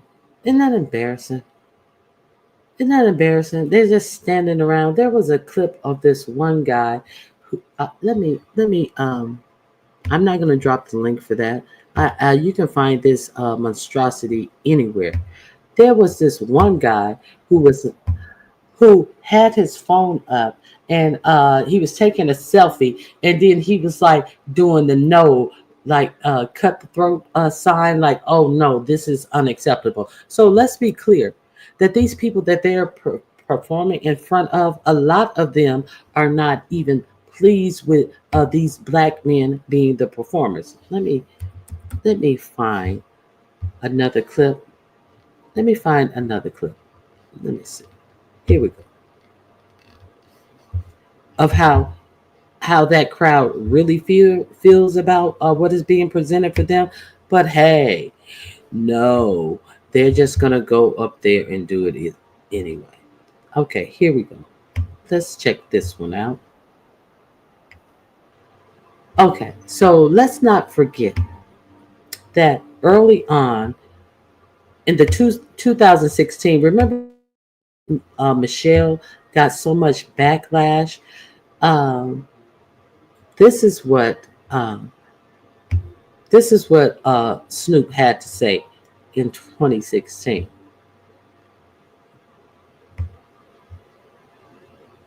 Let's go. Gonna perform for Donald Trump, huh? A few moments. Cosby's the one that performs for himself. Okay, so let's see the context of what's going on here. Okay, I played this for you yesterday. I just want to play a little of this. I don't know. I don't think so. Who invited this lady? Who invited this lady to speak on the culture?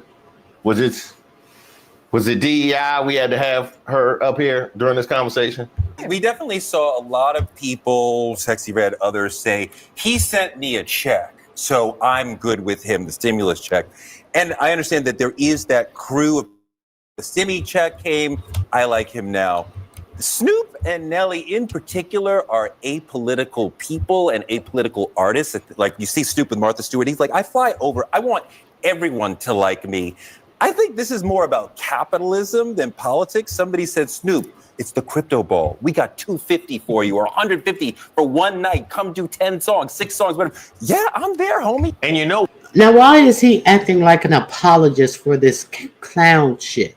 He sounds like an apologist for Snoop. $250. What's a Snoop is a multi-millionaire. $250. They probably did pay him something short like that, but you're sounding like an apologist. They're anti-political. Are they just anti brain too? Did okay. So in 2016, he knew better, but he don't know better now. Okay, let's continue. You know what? You can carve out that lane if you so choose. Just know that's where we will remember you when the story is told. If you want to be that apolitical, everybody loves me person, fine, but don't then go and pretend that you were down and in the trenches with the disenfranchised. You can't do both. There are a lot of rappers who have sided with Trump for all kinds of. He pardoned several of them. Giving away pardons. Yeah, I mean, giving away pardons to people, and that's why they were. But I mean, what's going on there? What is it about these particular? These are not the intellectuals of hip hop. These are not except for Kanye. These are typically not political people at all. Like not the intellectual pop. Has he heard Lollipop? Like I said, there's some.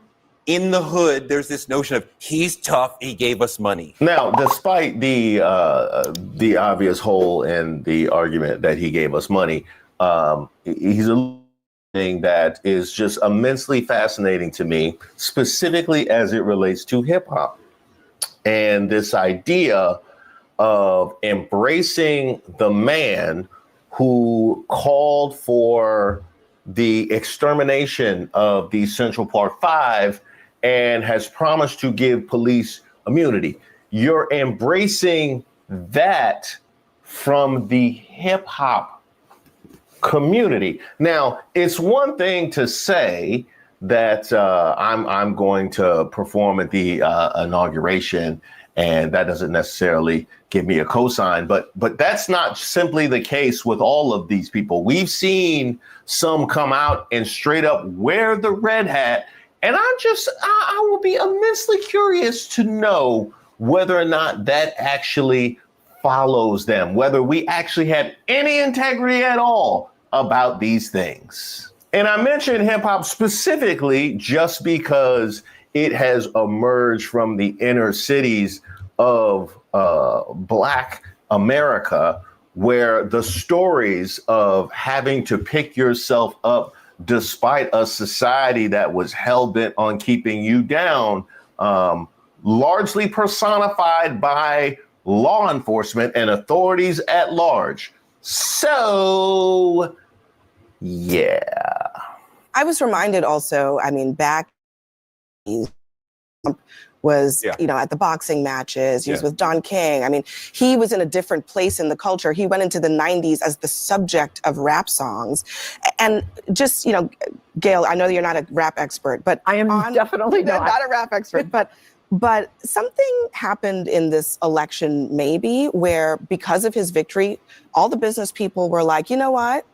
Trump is no longer politically toxic. Now, as far as that assertion from Abby Phillip, whether or not he is politically toxic, that is up to us. That is highly up to us whether or not we make it so. And some of these folks are making the exact same calculation on the music side as well. They are doing exactly that. And it is an honor. It's an honor to be able to sing at an inauguration. It's an honor to be able to sing at one of the balls. Okay, funky bitch. Jobs. It's full. For anyone struggling with Let's dementia, get past this do not commercial. If you watch it, don't drink cold water, Snump Down. If you're suffering from dementia, don't drink cold water. Let's continue. You dishonor those people when you go and perform.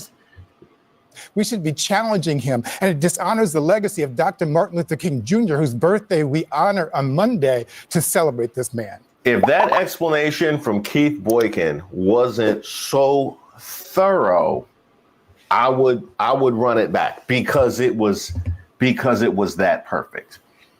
Now, what would be the potential upside in this kind of turn? Obviously, I'm assuming a bag was involved, but if you want to take, let's say, her approach to art and say, I want as many people to like and enjoy me as possible. Well, guess what, Snoop? I got some bad news. The right wingers weren't having it neither.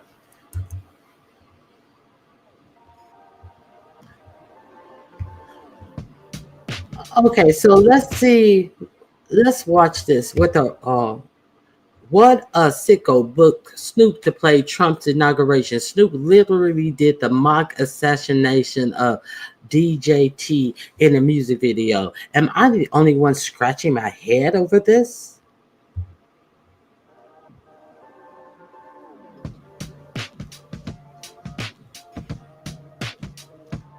The right is too easily played.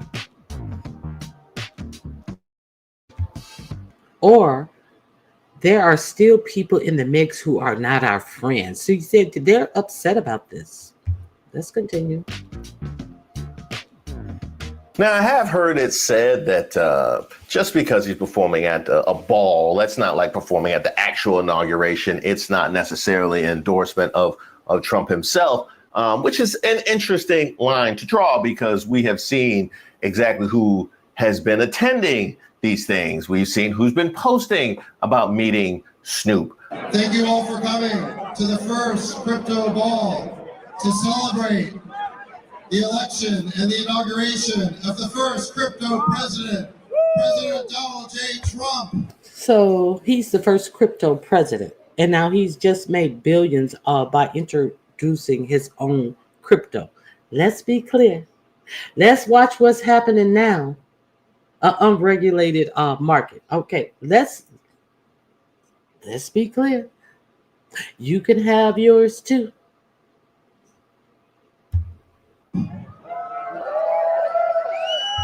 Along with your steaks, your airplane, your water, your gold gym shoes, your watches, you can have yours too. Just making money off of the title is all it's about. But who's going to govern? The oligarchs that Biden warned y'all about? I don't know. Let's listen. The reign of terror against crypto is over. And be clear that these crypto people are the main one after the South African who these crypto people have put a lot of cash into. The reign of crypto is over. We're going to be unleashed on the foolish, and we are about to make plenty of money because we're going to be allowed to do this. He's so smug in it. Do you see any regular in this party? No, because the tickets were $100,000. The Yokos are nowhere to be seen. Let's continue. Beginning of innovation in America for crypto has just begun. Now I want to call out here the main event for tonight. A great man, great entertainer, Snoop D-O-double-G. His friend, a great entertainer. He don't even he can't give you any of the he's been in this, he's done that, he's done. My friend, a great entertainer. He's an entertainer. His friend. That's any of his accolades he cannot mention. Nothing. Now let's see this. Now everybody has their phone up. I want you to see one particular man who has his phone up and what his reaction is. Let's go.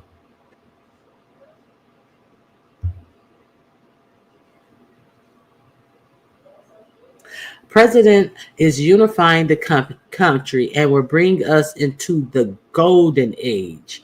Welcome to MAGA, Snoop. He's cool. Look at him. He's doing the 3 fingers up while Snoop is up here putting up the West Side. So this dude thinks that he's doing something too. Now he's throwing his fingers in the air. Let's continue. Matter of fact,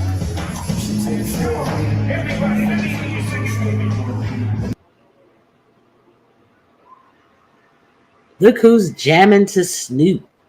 I know we all bought this cheese grater recently. We'll get rid of it. This commercial. Let's get past this commercial and see who's jamming to Snoop.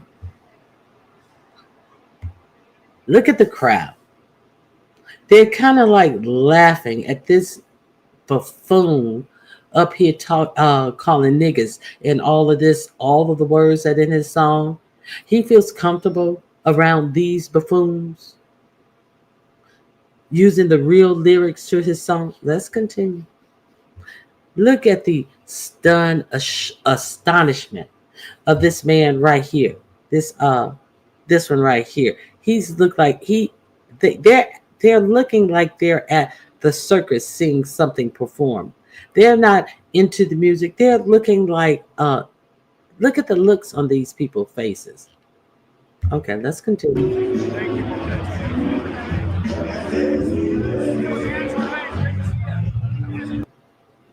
Uninterested.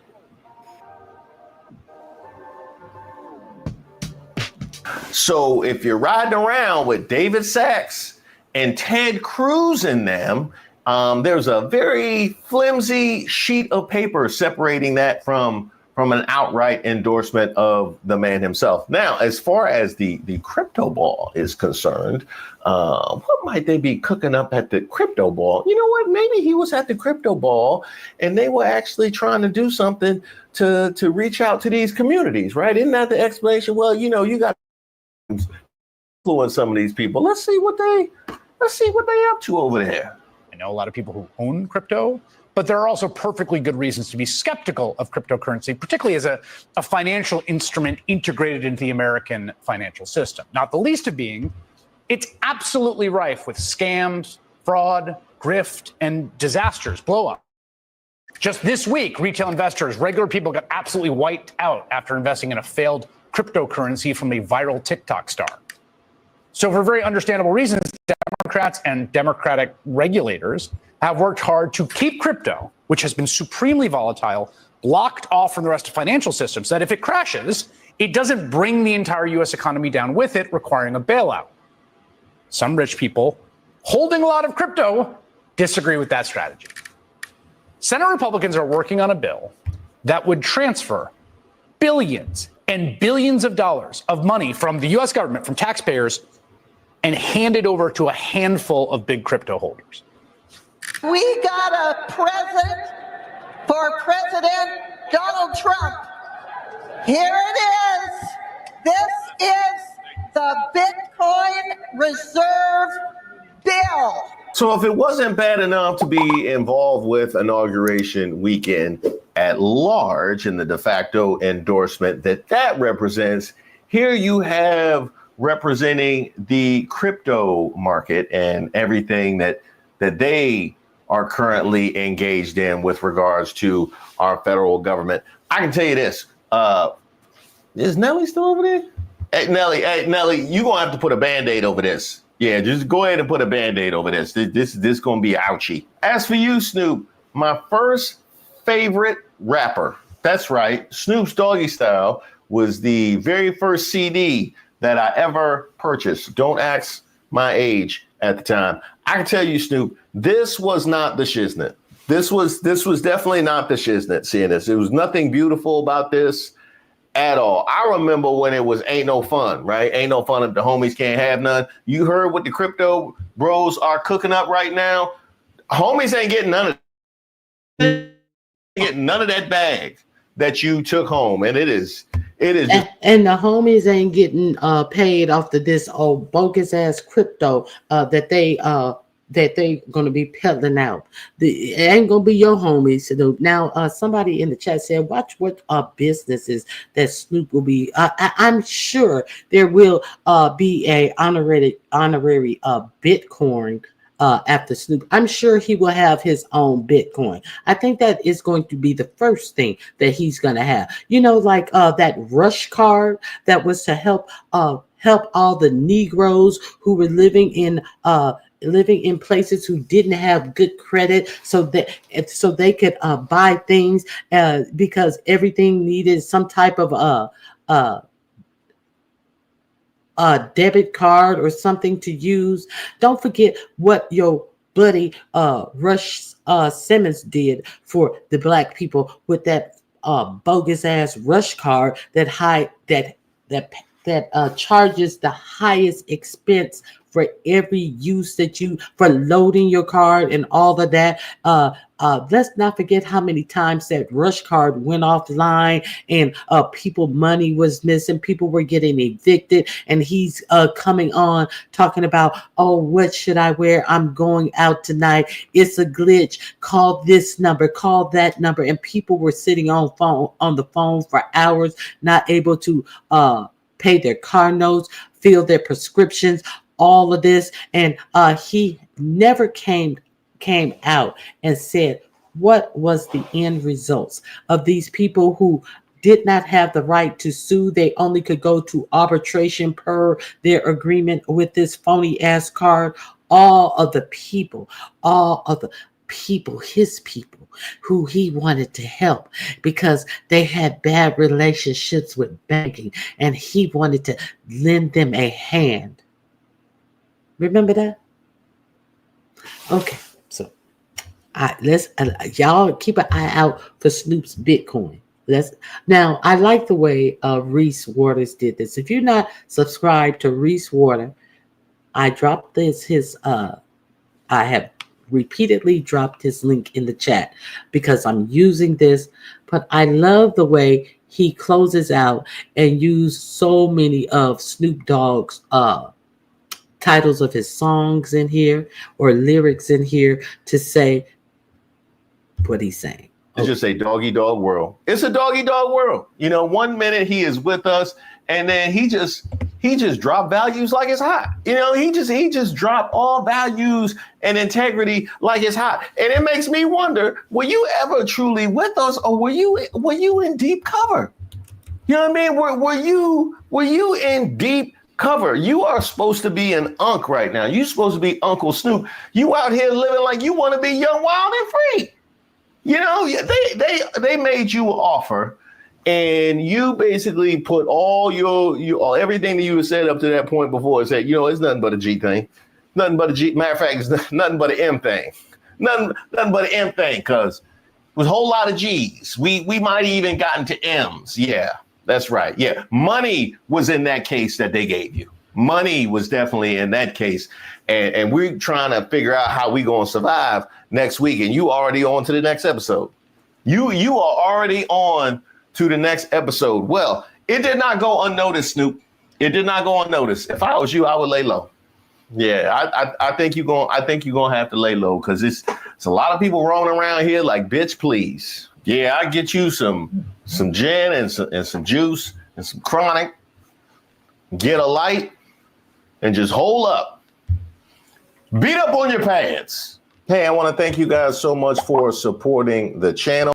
Okay, so there you go. I thought that was genius, the way he put that together at the end. I love that. If you're not subscribed to Reese Waters, please subscribe. Very informative.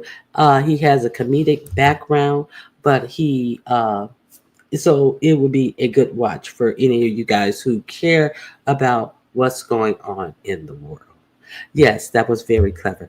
Now, I'm going to end my show with this. I know that we definitely want to, I'm going to end my show with two things. hold on one second. Uh, and please make sure you hit the like button.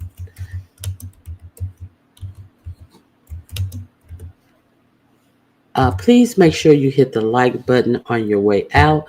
If you would like to support the channel, you are more than welcome to support the channel. $ Ronnie Q. And I'm just going to mute my mic. And the first thing that I'm going to share with you is regarding. Oh, the first thing.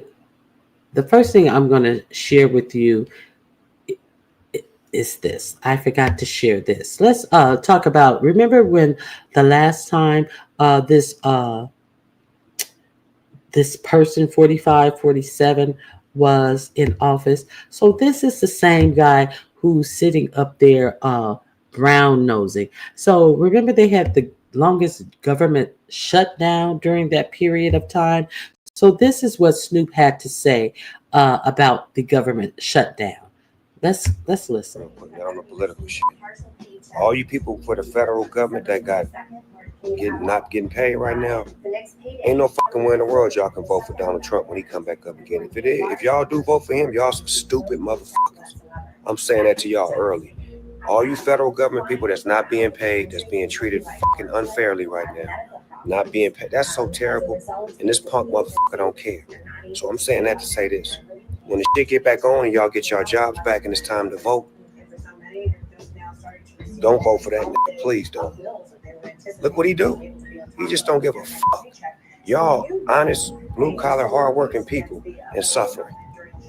So if he really don't give a fuck about us. So fuck him too.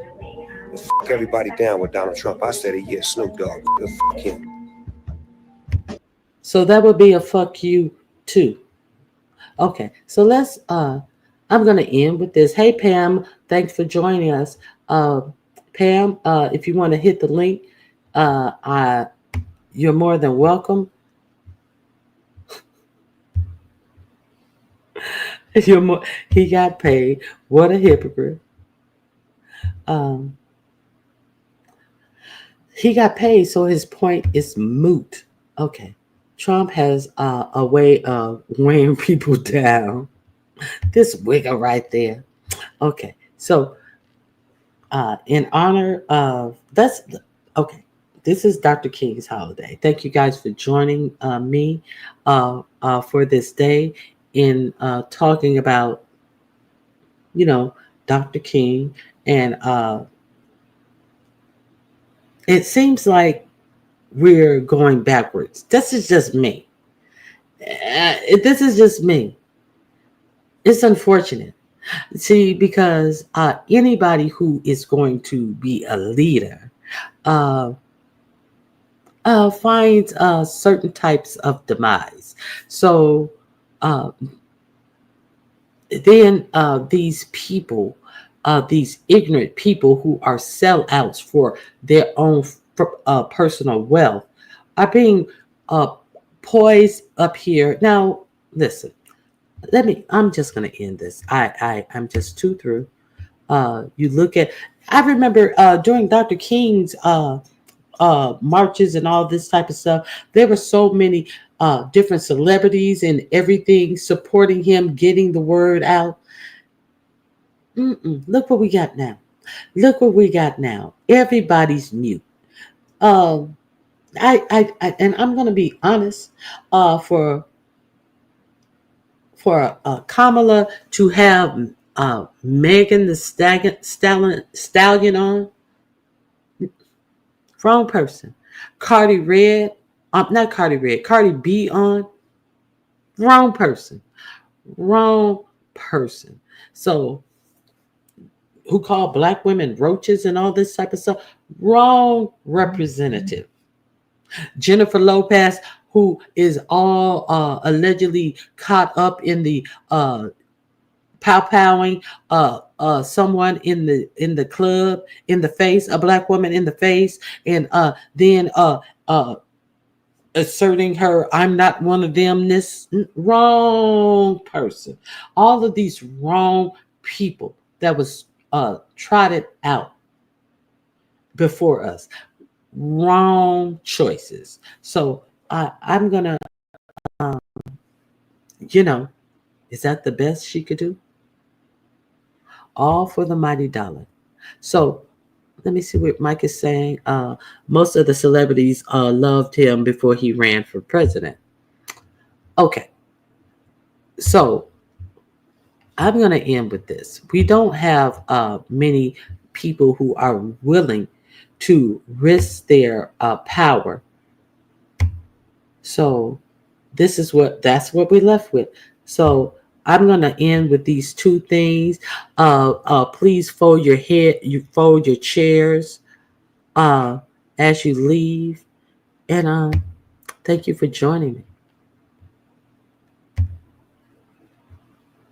Building your online business? Hold on. Hold on 1 second. Hold on. I'm going to use my banner over this one, but I will let you hear it.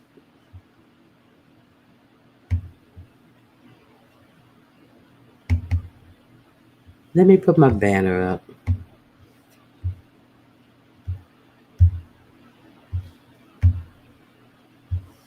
Okay.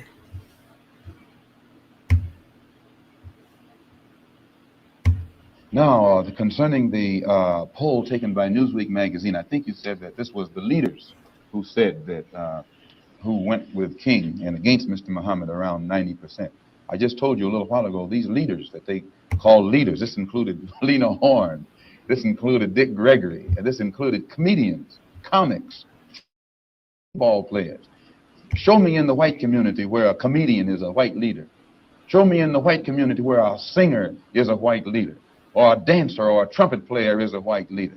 These aren't leaders. These are puppets and clowns that have been set up over the white community and over the black community by the white community and have been made celebrities and usually say exactly what they know that the white man wants to hear.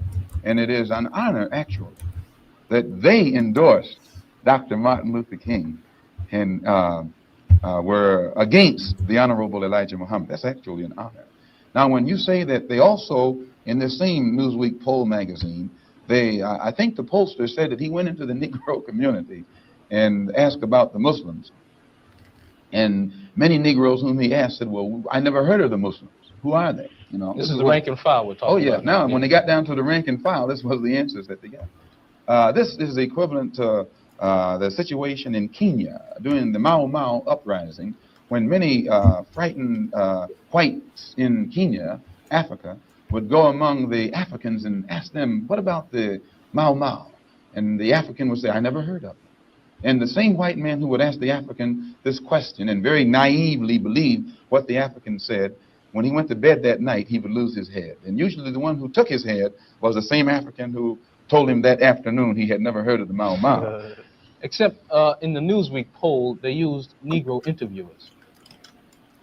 You'll find that oftentimes Negroes are as much on guard around Negro interviewers, who usually represent the bourgeois element of Negroes, as they are on guard around whites. Usually Negroes know that when this bourgeois Negro walks through the door, he is not doing something that he's initiated himself, but he's involved in something in which the white man is the absolute author of and has sent him to the Negro community for some information. And when they give that Negro some information, usually they give him the information that they want him to take back to the white man, because that's who he's going to take it back to. Our time is just about up, Minister Malcolm, and could summarize and conclude by giving us, in your opinion, or in the opinion of Mr. Elijah Muhammad, what would be the ideal solution to the racial problem in the United States today? Well, on Thursday, October the 3rd, the New York Tribune, in an editorial, pointed out in Boston, in an article called The Civil Rights Iceberg, they pointed out how Kennedy had realized that beneath the water, the civil rights whole problem was political suicide. Because in his own hometown, the head of the Board of Education, a woman named Mrs. Hicks, was running against the NAACP philosophy, and she swept aside all other opposition. The whole white community supported her in opposition to the NAACP's desire for integrated schools, integrated housing, and otherwise. So I say that to say this, that even the Jewish community, which is supposed to be pro-liberal, went against the NAACP. Whites are against integration in practice, but they're for it in principle. So the only solution is separation. And the Honorable Elijah Muhammad says that this can be brought about simply by letting our people be exposed to the truth about ourselves, about the white man, about our history and our condition in this country. And once we are exposed to the complete truth as about things as they actually exist in this country, the masses of black people will choose complete separation from this entire system, political system, economic system, social system, and whatever other aspect or description or adjective you want to attach to it. Let us go back home to our own people, live among our own kind, and solve our own problems ourselves. And if the white man doesn't want us to go back to our own people and live in our own country, then since we can't get along together in peace on this country with white people, let us separate part of this continent, migrate to that separate territory, let the government give us everything we need to establish our own independent economic system and society, and thereby we'll be able to solve our own problems ourselves and prove that we are human beings and a part of the human family and can do for ourselves what other humans have done for themselves. And then we'll be able to stop blaming the white man for what he has done and stop begging the white man to solve our problems. We'll be able to solve our problems ourselves.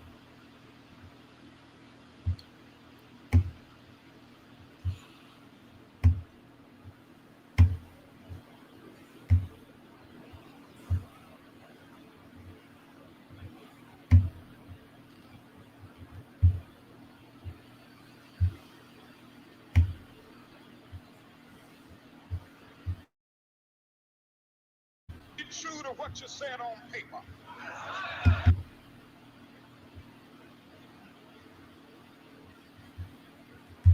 All we say to America is be true to what you said on paper.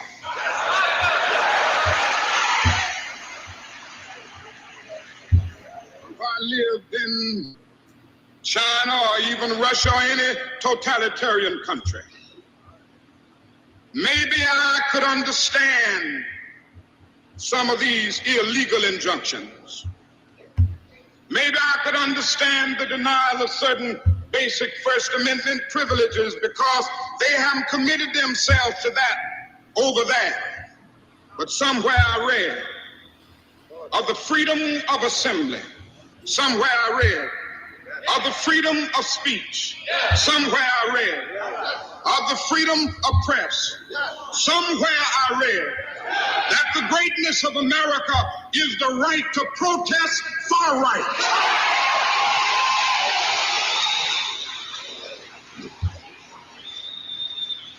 And so just as I say we aren't going to let any dogs or water hoses turn us around, we aren't going to let any injunction turn us around.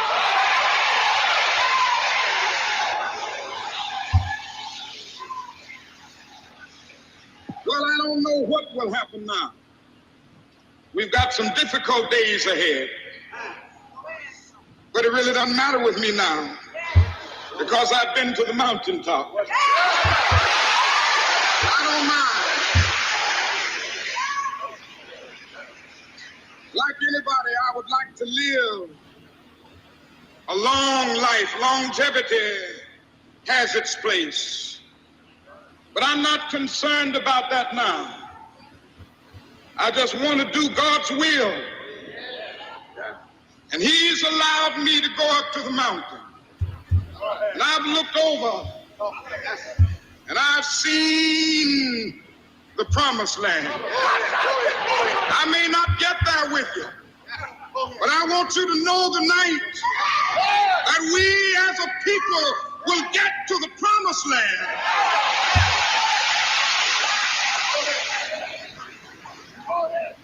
So I'm happy tonight. I'm not worried about anything. I'm not fearing any man. Mine eyes have seen the glory of the coming of the Lord.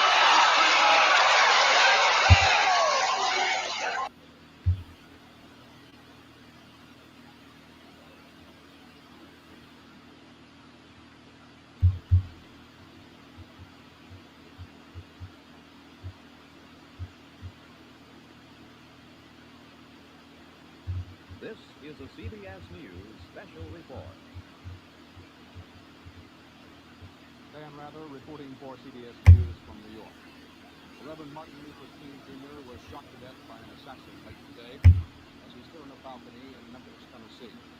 Dr. King had planned to lead another civil rights march in Memphis next Monday. We got the latest on the story now from Russ Clark.